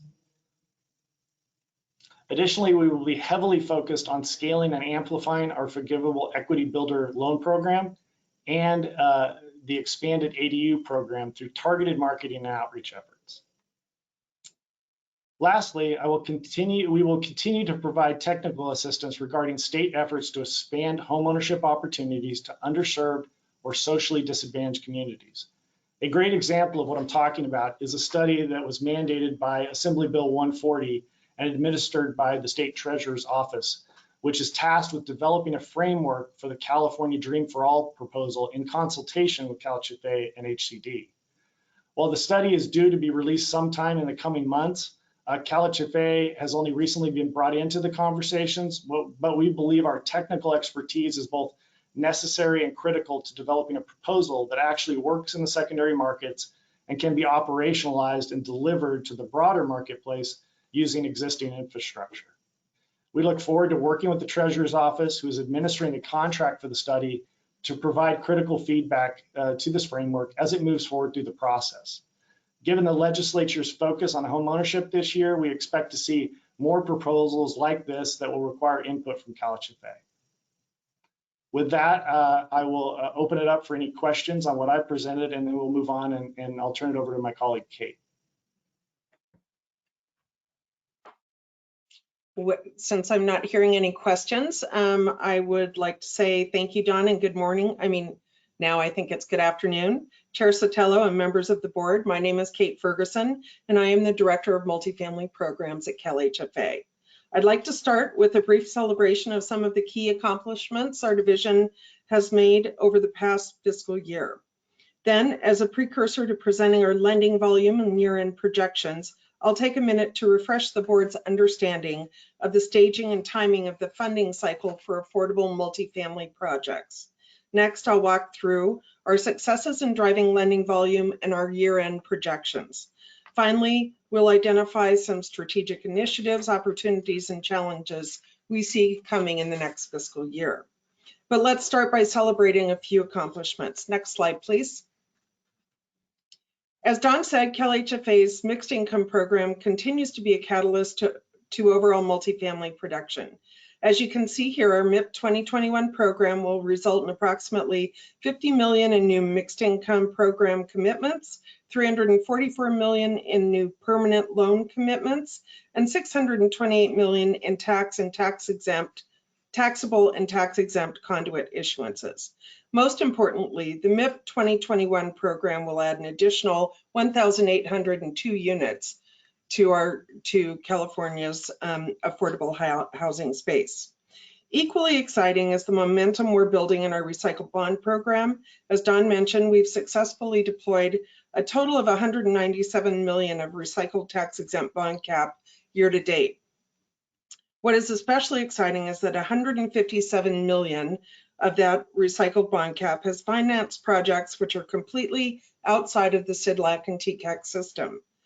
This $157 million in recycled bonds financed the development of 682 new affordable housing units in 4 separate projects. Next slide, please.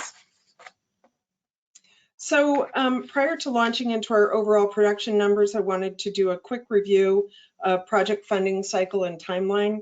Many of you have seen this or a similar slide before. I'm presenting it today because it's important to connect the timing of our involvement in the development process to the context of the development process in its entirety. I've highlighted in the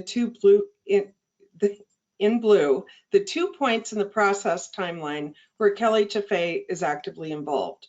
The first is the top right box, which follows 3 to 4 years of pre-development activity. This box reflects the 12 to 18 month time frame in which a developer will finalize their development plan, apply for financing, finalize investor negotiations, and the project ownership structure. It is during this time that CalHFA enters the deal by providing firm commitments for conduit issuance, permanent lending, and/or subsidy. The CalHFA financing commitments will remain in place throughout the 3 to 4 year construction, lease-up, and stabilization period, at the end of which a project will repay its construction debt and close its long-term permanent financing. We call this the permanent loan conversion period, which is reflected in the second blue box. The takeaway here is that it can be 3 to 4 years from the time CalHFA provides a permanent loan commitment to the time that commitment is funded. While the trajectory of this development timeline is predictable based on historic patterns, there can be disruptors, making the timing between providing a perm lending commitment and funding the same commitment hard to nail down. COVID-19 has been such a disruptor in 2020 and 2021. Next slide, please. So now let me give you an update on CalHFA's multifamily lending volume at mid-year.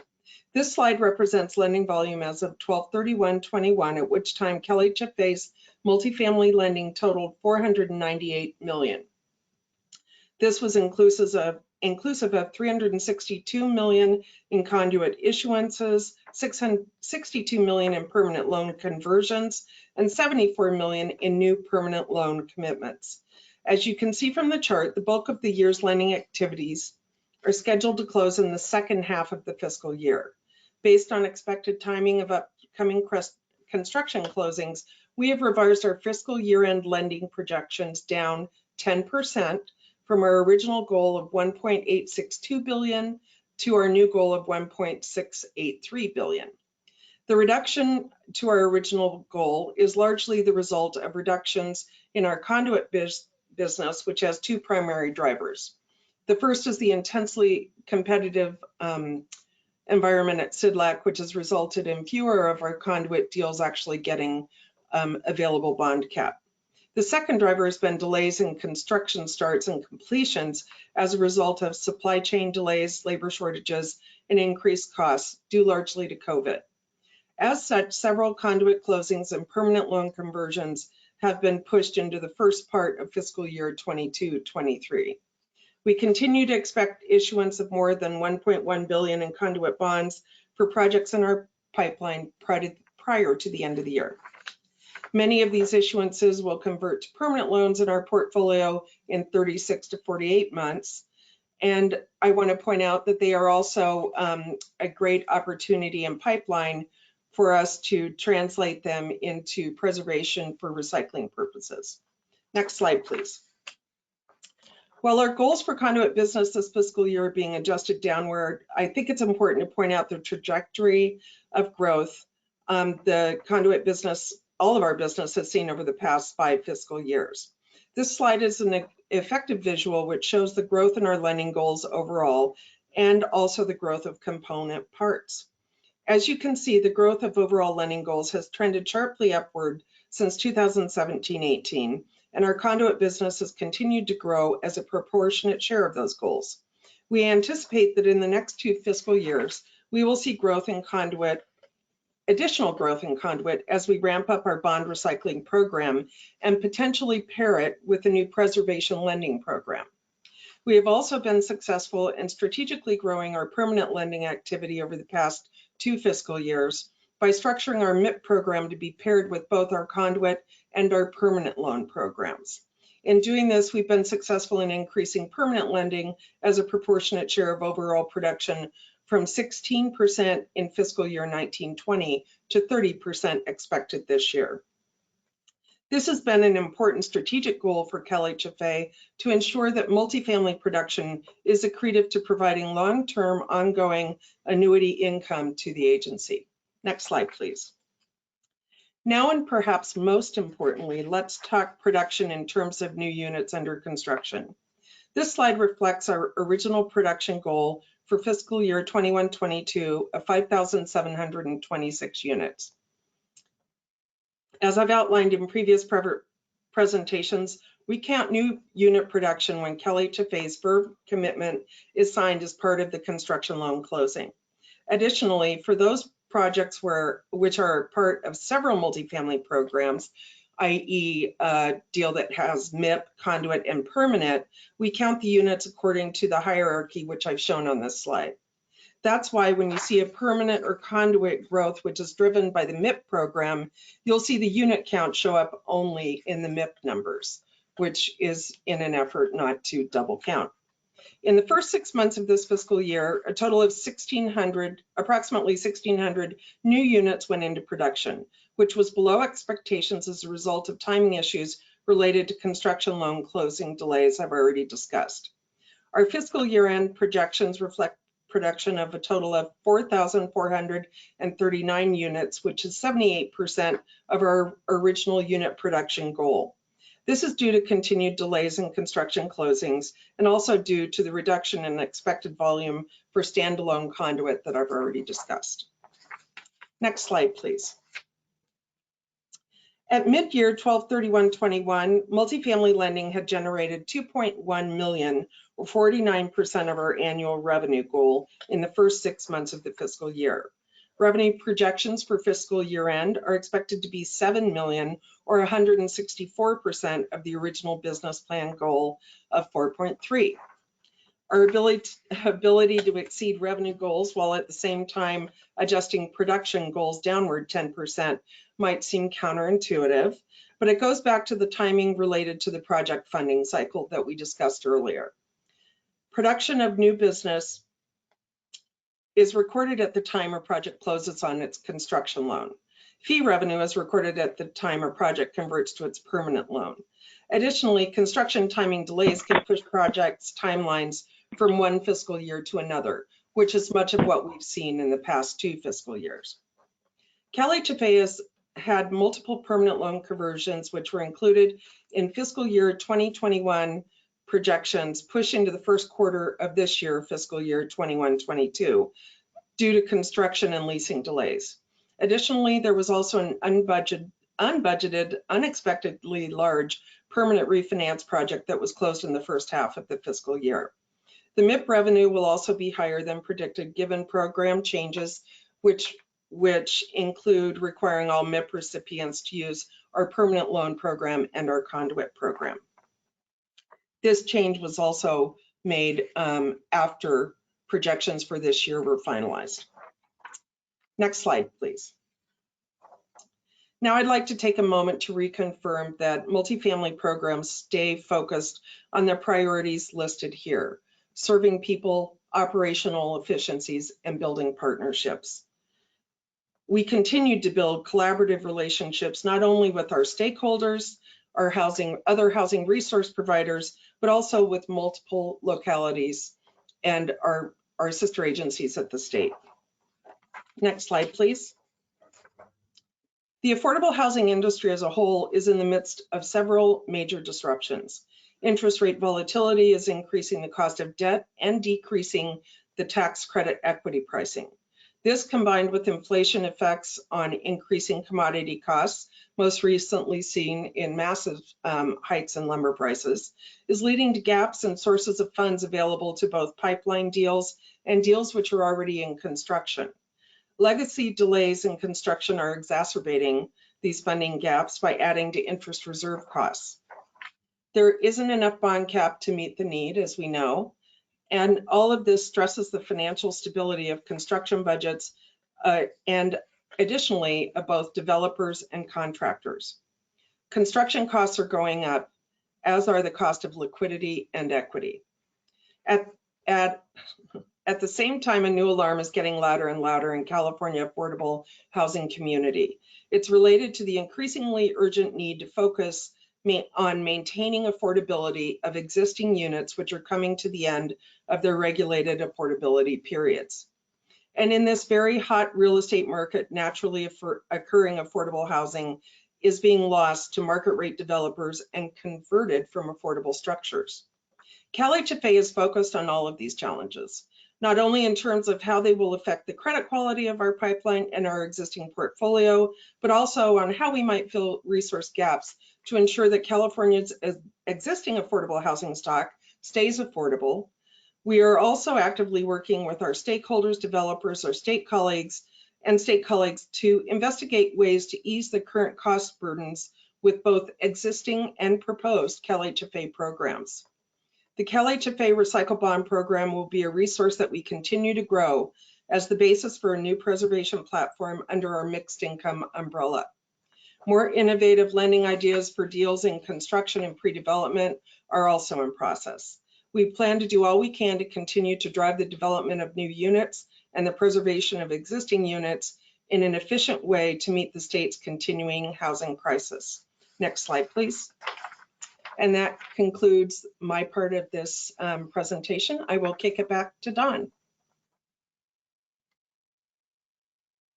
If there are no questions on Kate's presentation, I'll move on. Question. So, Kate, that was great. I appreciate the all of the information. Just keeping with the theme of minimizing barriers and challenges here, what time savings do you think or have you seen from the Recycle Bond Program and not having to go back through CIDLAC that route? So it's been very interesting actually, and we're building our knowledge about how best to use it sort of outside of the box, if you will. The deals that we've seen come through, where it's easy to do is 80-20 deals. But the deals that we have seen come through we have been able to regulate the entirety of the project, generally at or below 120% AMI for one of them, and 80% AMI for three of them, because it's being paired with either project-based Section 8, or it's being paired with, project-based Section 8, or with other outside resources that have come to the project. One of the developers specifically, while he was only required to do the 20 at 50 or 40 at 60 required by the bonds, the tax exempt bonds, he specifically is an affordable housing developer and then wanted to restrict all of it at or below 80. And he was able to do that because of the market he was in. So, what it's really taught us is that there is a way to use these recycled bonds very creatively. And we're seeing the development community, as we so often do, come up with some of the most creative ways.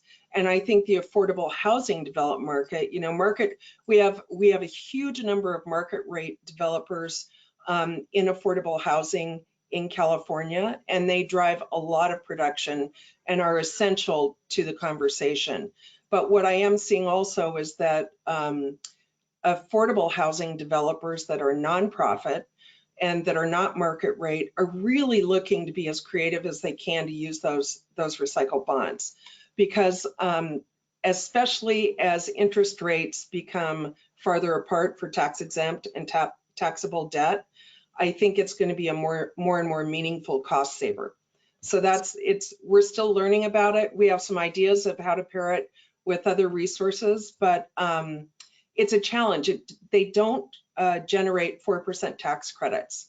So what we're trying to do is figure out ways to use them and replace that 4% equity in other ways. So we have some ideas. We'll be coming back to you with those, but it's been really exciting to at least get, almost 700 units and 4 deals through without having to go.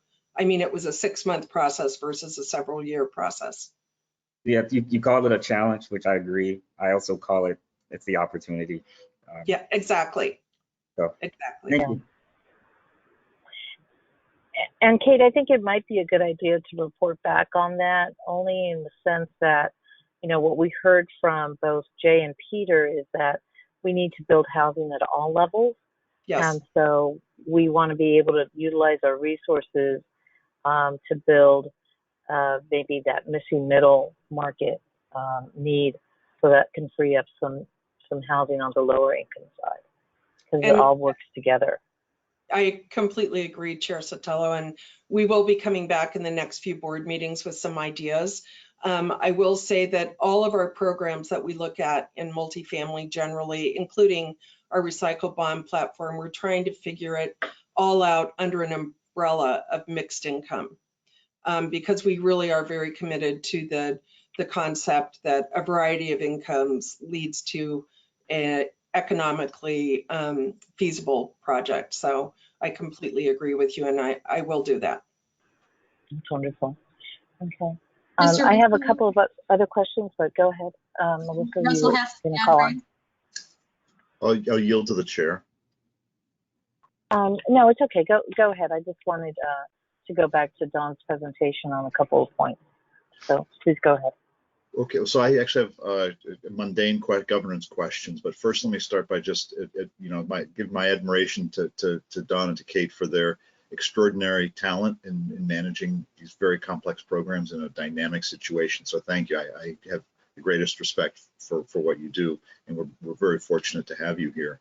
At a very mundane level, I guess I would ask, given the fluctuation in what we had budgeted for and what we're seeing in terms of earned income on the agency side, Kate, you're looking at a bump. How are we smoothing that? Don, you're looking at a dip. Can we talk briefly about how how are you dealing with that in a long-term budgetary basis? Yeah, happy to talk about that. I was kind of addressing some of that question in the final slide on the budget, but I'm happy to take it now too. I think what we're seeing is, while the dip, has obviously impacted the single family side of the house, the benefit to CalHFA of having two primary business lines that don't necessarily always completely track with one another in terms of issues, in the economy. Yes, the rising interest rates affect both, but as you can tell from Kate's program, there's a lot of activity and a lot of success there. So it's acted as sort of a natural offset to the losses in single family. I would also then point out, and I'll show you on the final slide, that our revenue budget for this fiscal year was an estimated about 89 million. Our operating budget is only less than 40. So we have a lot of play there, and that doesn't also take into account the retained earnings we have here at the organization. So we have an operating emergency reserve fund that has been in place for many years, that is also a backstop to situations that happen like this. And I think after the financial crisis, Tim, Sue, and the rest of the team here, we all kind of rallied around the concepts of having to have a long-term sustainable business model so that we can deliver on the mission of this organization. And so I would just share that as we look forward, we're obviously got our eyes keenly set on what's happening. But I feel also that if we can achieve in single family to the best of our ability a sort of a $2 billion a year type of program, that more than pays for, even in sort of this downturn, the operations of single family and that group, but it also still would pay for the lion's share of our operating budget. Having said that, as we start to kind of deal with a lot of these one-off programs that we're sort of tasked with managing and doing, that does put pressure operationally, that we need to sort of grow some staff in some places and sort of incur a little bit more operating costs. So we'll obviously keep watching that and keep you guys up to speed on what's happening there. I guess my point in all of it would be to say that while we've got nearly, say, a 36% dip in revenues on single family, holistically, our revenue expectation is probably down closer to 20% for the year, as both programs sort of offset one another. So, thank you. Melissa, do we have any other hands raised? I don't see anyone else right now. Great. So Don, I just wanted to highlight again the program that you're going to be launching in April. How can we as board members support that launch, and will you be deploying that via social media, and how do you outreach to the various communities, including the communities of color that we so want to target? Can you talk a little bit about that? Yeah, that's a great question. Our marketing and communication team, who's led by our Director of Marketing Communications, Kathy Phillips, that team in conjunction with the program staff are sort of laying out sort of a broad outreach and marketing campaign that'll be digital media. It'll be all kinds of means of sort of getting the word out. I think that I would ask them to circle back with the board members to give you guys what you need to successfully advocate for the program and to be as informed as you need to be. And I encourage anyone that's interested in doing that on the board, that we're happy to meet with you and make sure that you understand sort of the program structure at a level of detail that makes you comfortable sort of talking about it. But I'm going to ask them to follow up, Chair Sotelo, with you and the other board members for that. Wonderful, thank you very much.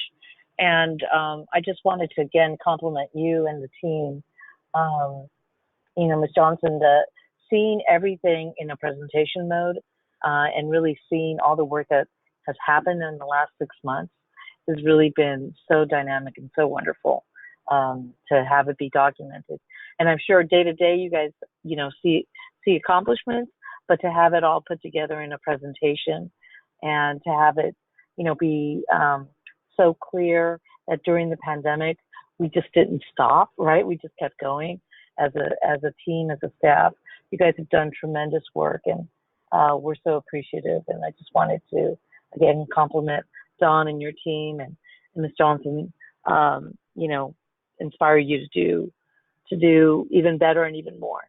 And we're here to help.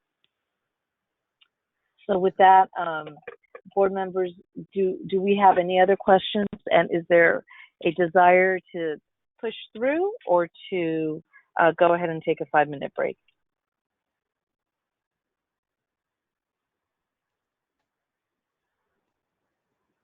We can push through.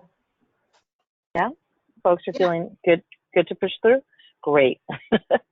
So thank you again, Tina and the team, Ms. Johnson and the team. This was a very helpful workshop. I think that what we'll do is maybe in future meetings, we'll break up the workshop a little bit more because it's such dense data that maybe we'll do, 1 or 2 speakers as opposed to the 4. So let's talk about how to plan that out over the course of the next 6 to 8 months. Appreciate the feedback, Chair Sotelo, and I can promise you that the April meeting will be under 90 minutes. That's great. Well, it'll be nice to see everybody in person, so that'll be wonderful. Yeah. Again, okay. So with that, let's go ahead and pick up on item number 8. Kate, this is back to you for item number 8. If you can go ahead and prepare on Terracina. What is it, Terracina? Oh, I'm sorry. I see Don. Oh, there we go. Okay. So again, for the record, my name is Kate Ferguson, Director of Multifamily Programs. I have members of the multifamily team, including Sheena Coe, Kevin Brown on the line, as well as a representative of the developer for Terracina at the Dunes, Darren Babowski of USA Properties.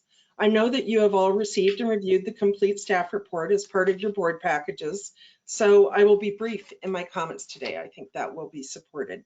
Next slide, please. So Terracina at the Dunes is a 142-unit family project to be constructed in the city of Marina, Monterey County.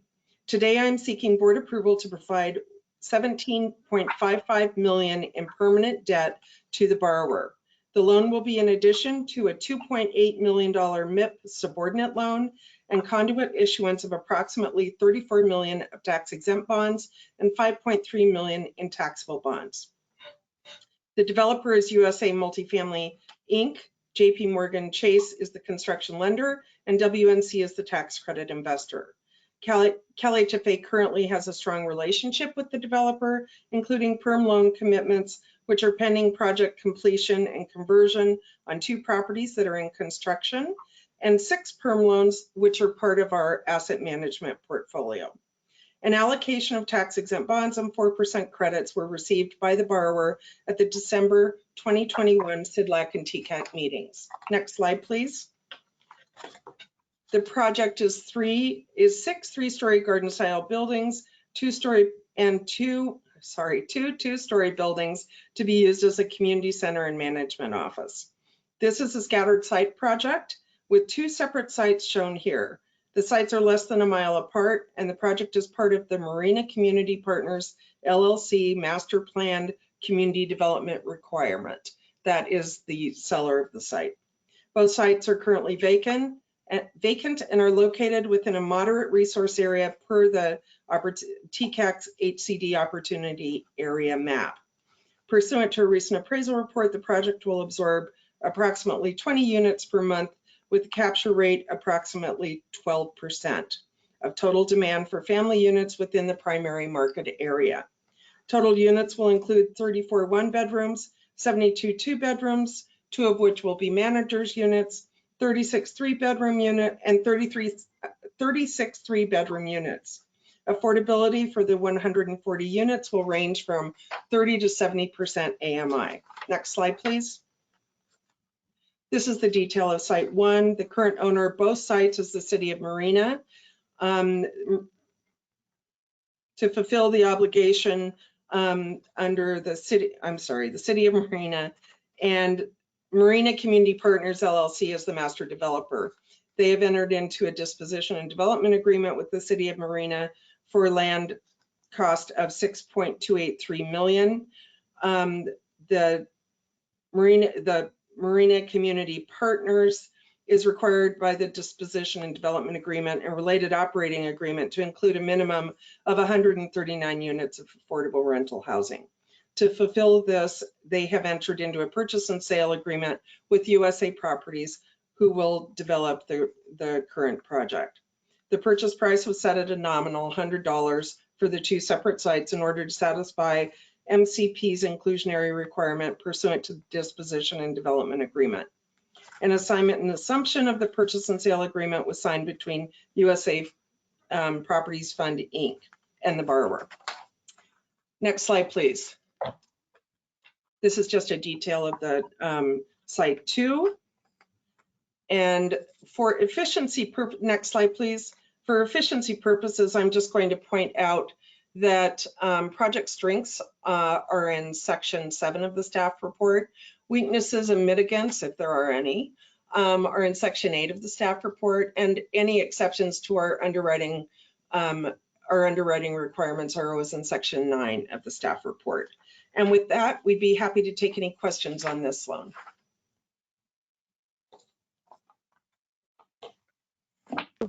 Board members, are there any questions? I don't see any hands raised. Okay, Mr. Cervantes? I just want to say, this is my first time through this. It's not really a question, but the package was really thorough. I really appreciate it.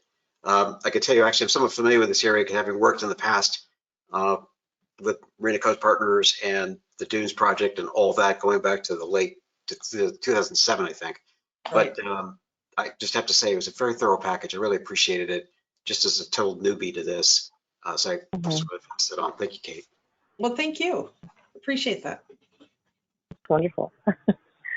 So with that, does that sound like a motion, Mr. Cervantes? We have a hand raised. Thanks. This is Tracy. Okay. Second. Okay. Okay, so we have a motion and a second. Melissa, please take roll call on the item. There we go. Ms. Avila Farias, Yes. Mr. Cervantes, Yes. Ms. Gallagher, Yes. Ms. Gunn, Yes. Mr. Hunter, Yes. Mr. Starr, Yes. Mr. Seeley. Mr. Seeley, I don't hear you. Let's see. I'll come back. Ms. Kerrigan, Yes. Mr. Russell, Aye. Ms. Sotelo, Yes. Mr. White. Yes. Let me just check back with Mr. Seeley. Yes, for Mr. Seeley. I'm sorry about the confusion. No problem, thank you. Resolution 22-04 is approved. Wonderful, thank you.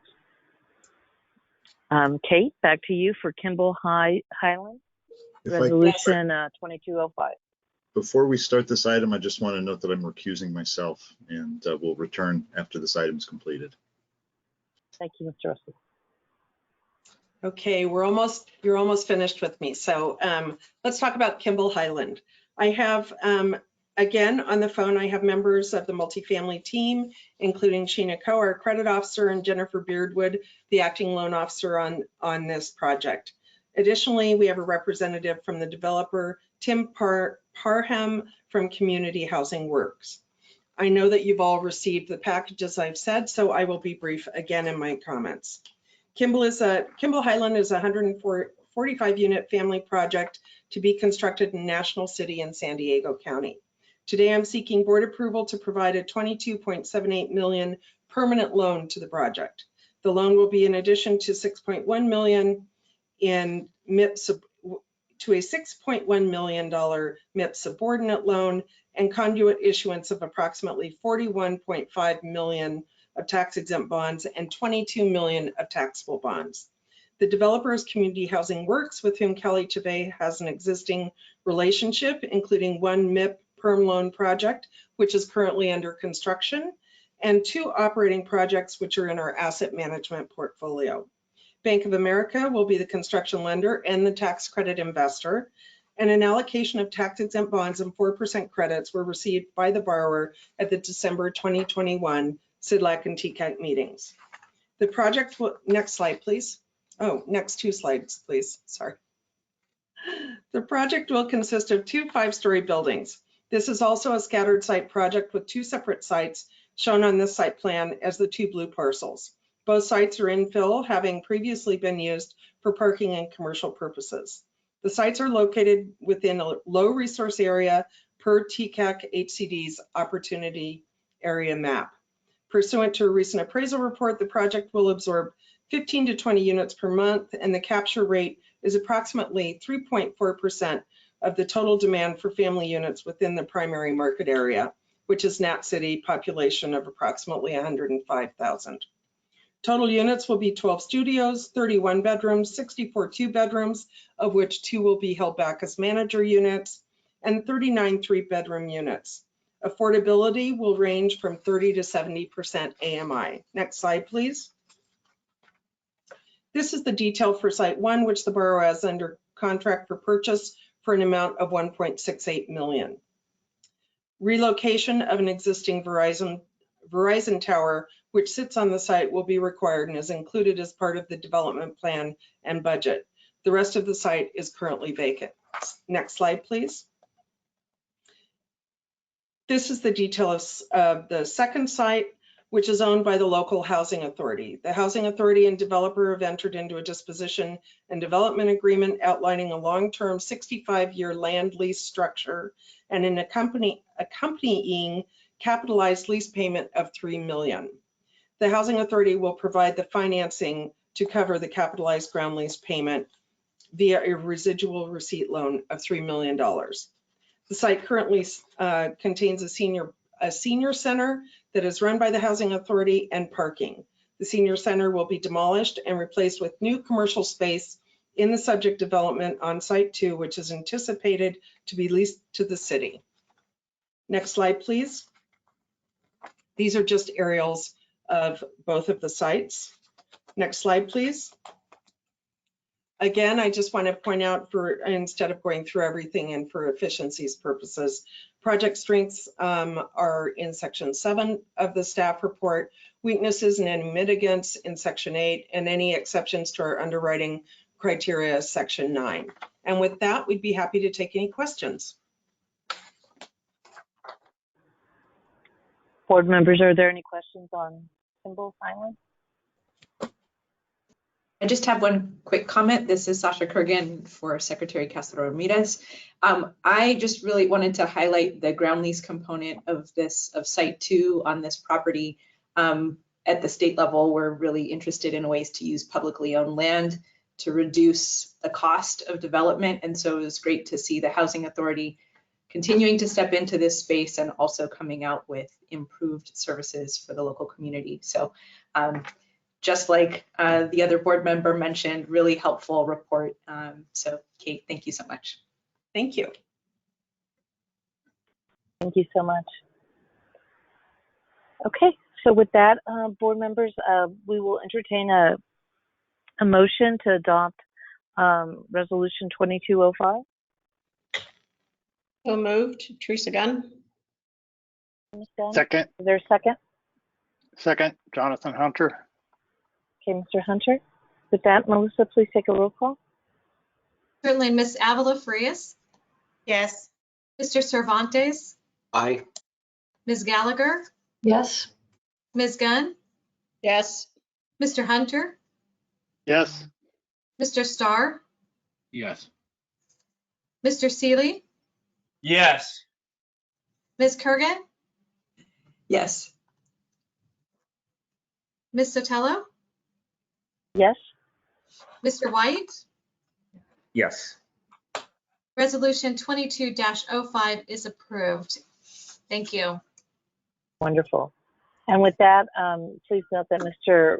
Russell did recuse himself, and we can admit him back into the session.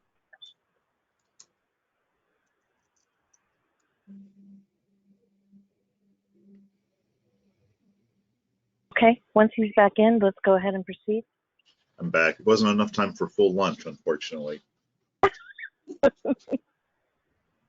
You guys are doing such great work down in San Diego. Okay, so with that, board members, we have a series of financing resolutions to be considered. We're going to consider each of those resolutions individually. However, the presentation will be done as one large presentation. So with that, I think we have Erwin who's going to be presenting. And Erwin, maybe for the sake of the newer board members, if you want to just say a little bit about yourself, and then we can go ahead and start the resolution presentation. Sure. Thank you, Chair Sotelo, members of the board. Erwin Tam, Director of Financing. I've come from 20 years of work experience in the private sector, mainly involving municipal bonds, having worked as a municipal advisor and public finance investment banker. And I joined the agency in September of last year, which means I've been here, actually, I think 6 months to the day, actually working at CalHFA. Welcome. Agenda items 10 through 14 are collectively referred to as the agency's annual financing resolutions. And the purpose of these resolutions is to authorize staff to proceed with the business of the agency through its single family and multifamily lending programs. The resolutions delegate authority to the executive director to act within the powers given to the agency underneath the California Health and Safety Code to execute these financings as specifically authorized in each of these resolutions. On the next slide, the resolutions come in a few different flavors, that is by production unit, single family and multifamily, and by method of financing, bond and non-bond. The final resolution is the SIDLAC resolution that authorizes the agency to apply for volume cap for multifamily programs. Prior to the board's consideration for each of the resolutions, I will provide an overview of the types of financings and amounts authorized in each of the resolutions. Second, I will give some background as to recent financings under prior versions of the resolution. And lastly, indicate how staff reports back to the board. Agenda item 10 is commonly referred to as the multifamily bond resolution. This resolution allows the agency to finance its multifamily loan production through the issuance of bonds and allows the agency to hedge these commitments. In addition, the resolution authorizes the agency to act as an issuer of conduit bonds and to conduct its volume cap recycling. As you can see, the agency has not been an active issuer in the capital markets, with the last multifamily issuance on the parity indenture being in 2018. Additionally, underneath the current multifamily bond resolution and by the direction of the executive director, the agency has begun to actively hedge its exposure to higher interest rates. The board receives regular reports from the multifamily division and from the financing division on its outstanding bonds and interest rate swap hedges. I'm going to stop here. Did we want to take questions on this resolution or proceed through the rest of the overview? I think it would be good to go ahead and present to the entire package, Sure. and then people can pull out individual questions Sure. as we adopt each of the items. Sounds good. Staff does recommend approval of resolution 22-06. Agenda item number 11 is commonly referred to as multifamily non-bond resolution. This resolution allows the agency to finance its multifamily loan production through non-bond sources, including the use through the federal financing bank and through state and agency sources. In the past, the agency has used both of these sources to fund multifamily loans. And similar to the prior resolution, the board does receive reports from the multifamily division and from the financing division on interest rate swap hedges relating to multifamily loans. Staff recommends approval of resolution 22-07. Agenda item 12, commonly referred to as a single family bond resolution, allows the agency to finance its single family mortgages through the issuance of bonds. The agency has not been an active issuer of single family bonds, having last issued in 2011. As such, the outstanding bond balance has been declining over time. The agency's outstanding bond balance is regularly reported by the financing division. Staff does recommend approval of resolution 22-08. Agenda item 13, commonly referred to as the single family non-bond resolution, allows the agency to finance single family mortgages through non-bond sources such as the TBA market and the specified pools as discussed in the Lakeview presentation earlier today. As this is a primary method of financing for the single family programs, there is no limit to this amount. In addition, this resolution does not allow the agency to hold whole loans other than $12 million as previously authorized by the board for the SR 710 project. Staff recommends approval of resolution 22-09. Finally, agenda item 14, commonly referred to as a SIDLAC resolution, allows staff at the agency to apply for up to $2 billion of volume cap from SIDLAC for multifamily programs. Staff recommends approval of this resolution 22-10. I will now take any questions on any of the resolutions as presented.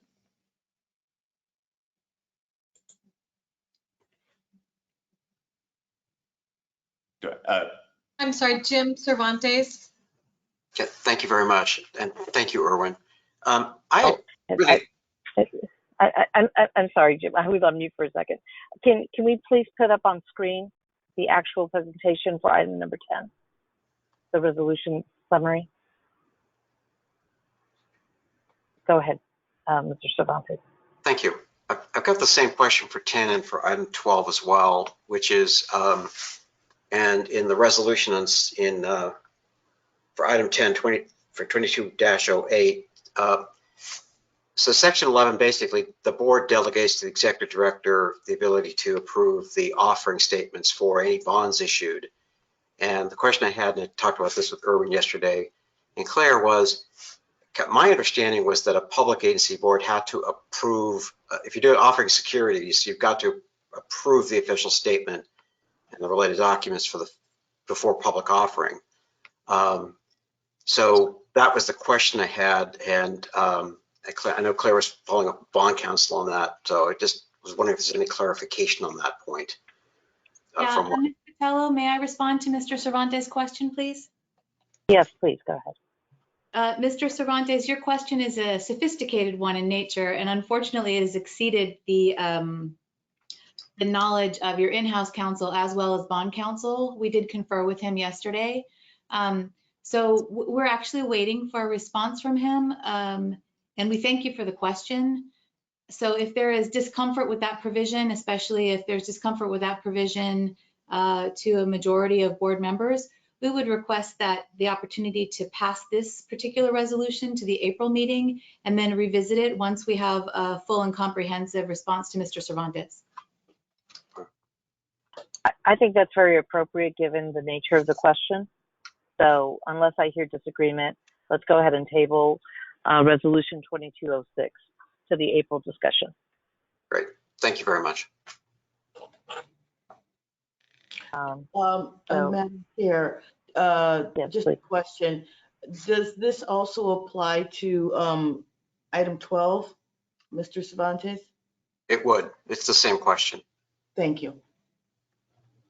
So I would recommend that we table both of those resolutions and we bring them back at the April meeting. Madam Okay. Chair, does that make sense? It does. So item 2206 and item 2208. Is that correct? That is correct. Okay. Wonderful. Okay. Erwin, if you could put back onto the screen Resolution 2207. Or Courtney, not sure who's controlling the screen. Okay, so board members, the question before us is on Resolution 2207. Is there any discussion on the recommendation? Okay, do I have a motion for approval of Resolution 2207? I move that we approve resolution number 2207. Is there a second? I'll second that. Okay, Mr. Hunter, all in favor? Oh, I'm sorry. Roll call, Melissa, please. Ms. Avila Farias, Yes. Mr. Cervantes, Yes. Ms. Gallagher, Yes. Ms. Gunn, Yes. Mr. Hunter, Yes. Mr. Starr, Yes. Mr. Seeley, Yes. Ms. Kurgan, Yes. Mr. Russell, Aye. Ms. Sotelo, Yes. Mr. White. Yes. Resolution 22-07 is approved. Wonderful, thank you very much. The next resolution before us is 2209. Authorizing the agency single-family non-bond financing mechanism for home ownership. Are there any questions or concerns? Okay, seeing none. Do I have a motion to approve 2209? I move that we approve resolution number 2209. Okay, may I ask for a second, please? Second. Okay. I'll second. I'm sorry, I have 2 seconds. We'll do Mr. Russell with the second. Yep, that's fine. Melissa, please call the roll. Ms. Avila Farias, Yes. Mr. Cervantes, Yes. Ms. Gallagher, Yes. Ms. Gunn, Yes. Mr. Hunter, Yes. Mr. Starr, Yes. Mr. Seeley, Yes. Ms. Kurgan, Yes. Mr. Russell, Aye. Ms. Sotelo, Yes. Mr. White. Yes. Resolution 22-09 is approved. Wonderful. Congratulations, Erwin, you're almost there. Okay, before us is item 2210, the last resolution for consideration. Do we have any questions or any concerns? Okay, seeing none. Oh, I'm sorry, go ahead. Hunter, I'll move adoption of 22-10. Wonderful. Is there a second? I'll second. Okay. Thank you, Ms. Frias.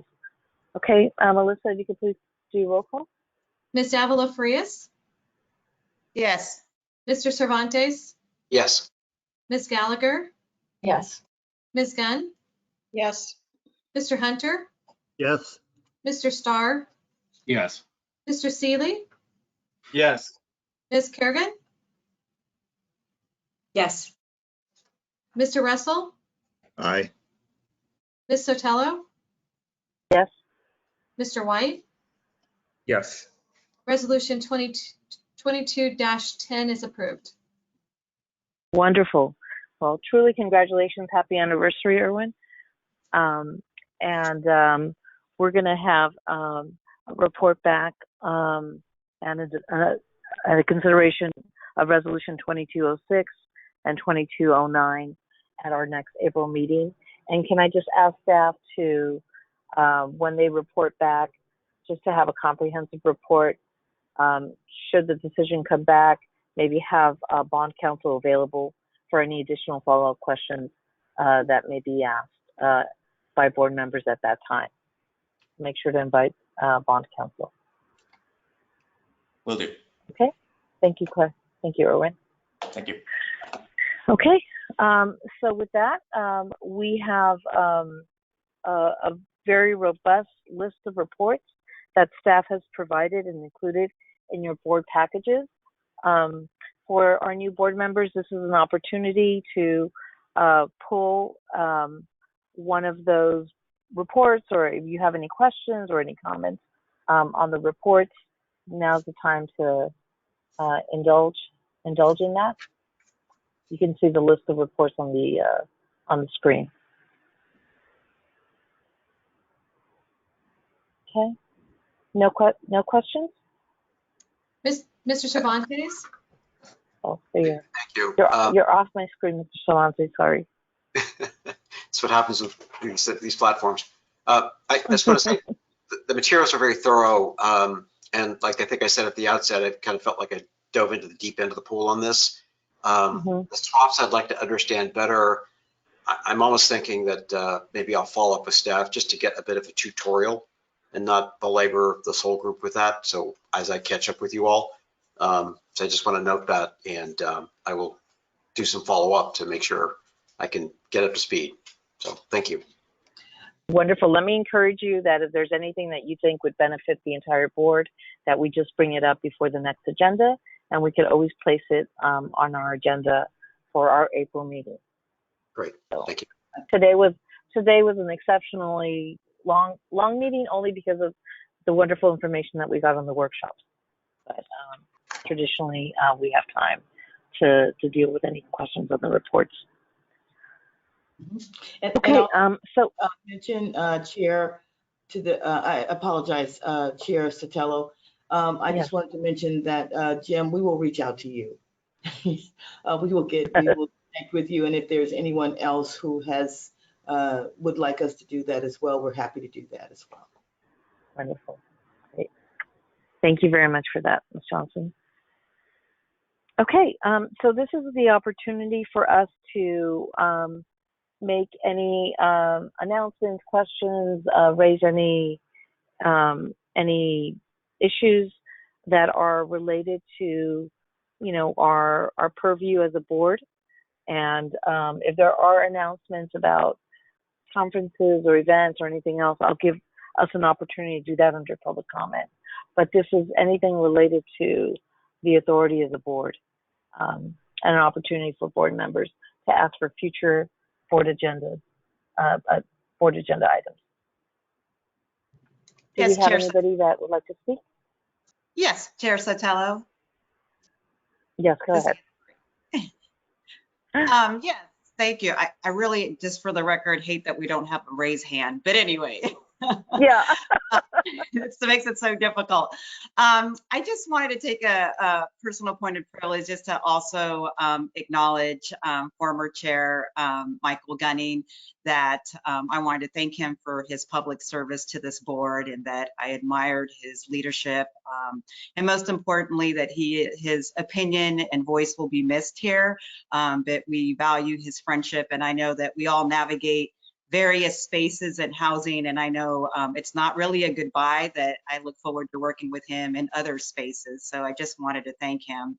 And for our new chair, Sotelo, I'm very excited about your leadership, and as Tina has acknowledged, what a wonderful way to conclude the month here shortly on Women's History Month, to have think, our first Latina chair. If I'm wrong, please correct me, but I'm excited of Ms. Sotelo's leadership, as we all have worked with her for several years. She brings years of experience, and I have personally valued her opinion and expertise in spaces that I don't occupy. And so I think it's just going to get better here for our board to elevate her to a leadership role and continue to mentor all of us that are in different spaces. So welcome, and look forward to supporting you as we move forward. Thank you so much. That's so lovely. I really appreciate that, and we always appreciate your participation and leadership during our board meetings. It always helps guide and elevate the conversation. So thank you very much. So with that, board members, I'm going to go ahead and open public comment. If we have any announcements, or if we have any celebrations or any acknowledgements that we'd like to make, now is a good time to do that. I'd also like to let the public know that if they're interested in participating, please use the raise your hand function, and we'll call on you. Melissa, this is Courtney. It looks like we do have a member of the public who would like to make a comment. So Mr. Bruce Chudikoff, I'm going to unmute your mic now, and you can go ahead and make your comment to the board.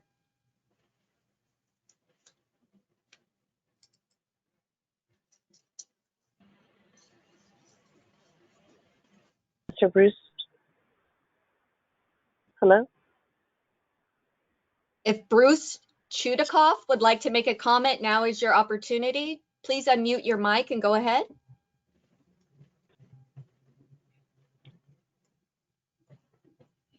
Okay. Well, with that, Courtney, maybe we'll follow up with him offline and give him the opportunity to submit something in writing or talk directly to Ms. Johnson. Any other announcements? Any celebrations? Any recognition? Okay. Oh, you know, Seeing this none. this is Bruce Chudikoff. Okay. Can you hear me now? Oh, yes. Hi. Hi. Sorry Go about ahead. that. Sorry about That's that. all right. A new phone, and I'm trying to figure out how this system works. Anyway, I wanted to thank you for letting me speak with you briefly. I was calling about the California Mortgage Relief Program, which I had signed up for and put an application in at the beginning of January, and it was declined at the end of January. And the issue apparently is that I owned two properties, one being my residence and one being a business property, which was an apartment building with 2 units, which unfortunately a lot of the tenants were out of work, so the cash didn't flow like it had been for years. So the rules of the California Mortgage Relief Program state homeowner must own and occupy not more than one property. And I've written to Rebecca's office a couple of times, and because the way I read this is must own and occupy, the way that's phrased, you can only own and occupy one property. If they wanted to eliminate folks applying that had more than one property, they should have just said homeowner must own not more than one property. So, and I've looked through the guidelines at Treasury, I've looked through the congressional guidelines for ARPA. This sentence is not found anywhere. So I'm trying to find out if it is the intent of CalHFA to restrict this program to people that only own one property of any kind. Thank you, Mr. Bruce, for your question and for your inquiry. As board members, we can't comment on public comment, but we can ask staff to follow up with any information that could be provided to you offline. So we will ask Ms. Johnson to do that. That would be great. Thank you very much. Thank you very much for your participation. Appreciate that. Melissa, do we have any other raised hands? I do not see any right now, so Okay. Yeah. Wonderful. Okay. So with that, we'll go ahead and thank everybody for your participation today. And again, to Mr. Cervantes as a new board member, welcome. And I look forward to seeing everybody in person, safely distanced and under the appropriate protocol in April. So with that, I'll take a motion to adjourn. And if there's no objections to that motion, then we'll be considered adjourned. I'll move that we adjourn. Wonderful. Thank you, Ms. Reyes. Okay, everyone, thank you very much. And again, apologies for not being on screen with you all, but I was able to see your lovely faces halfway through the meeting, so I appreciate it.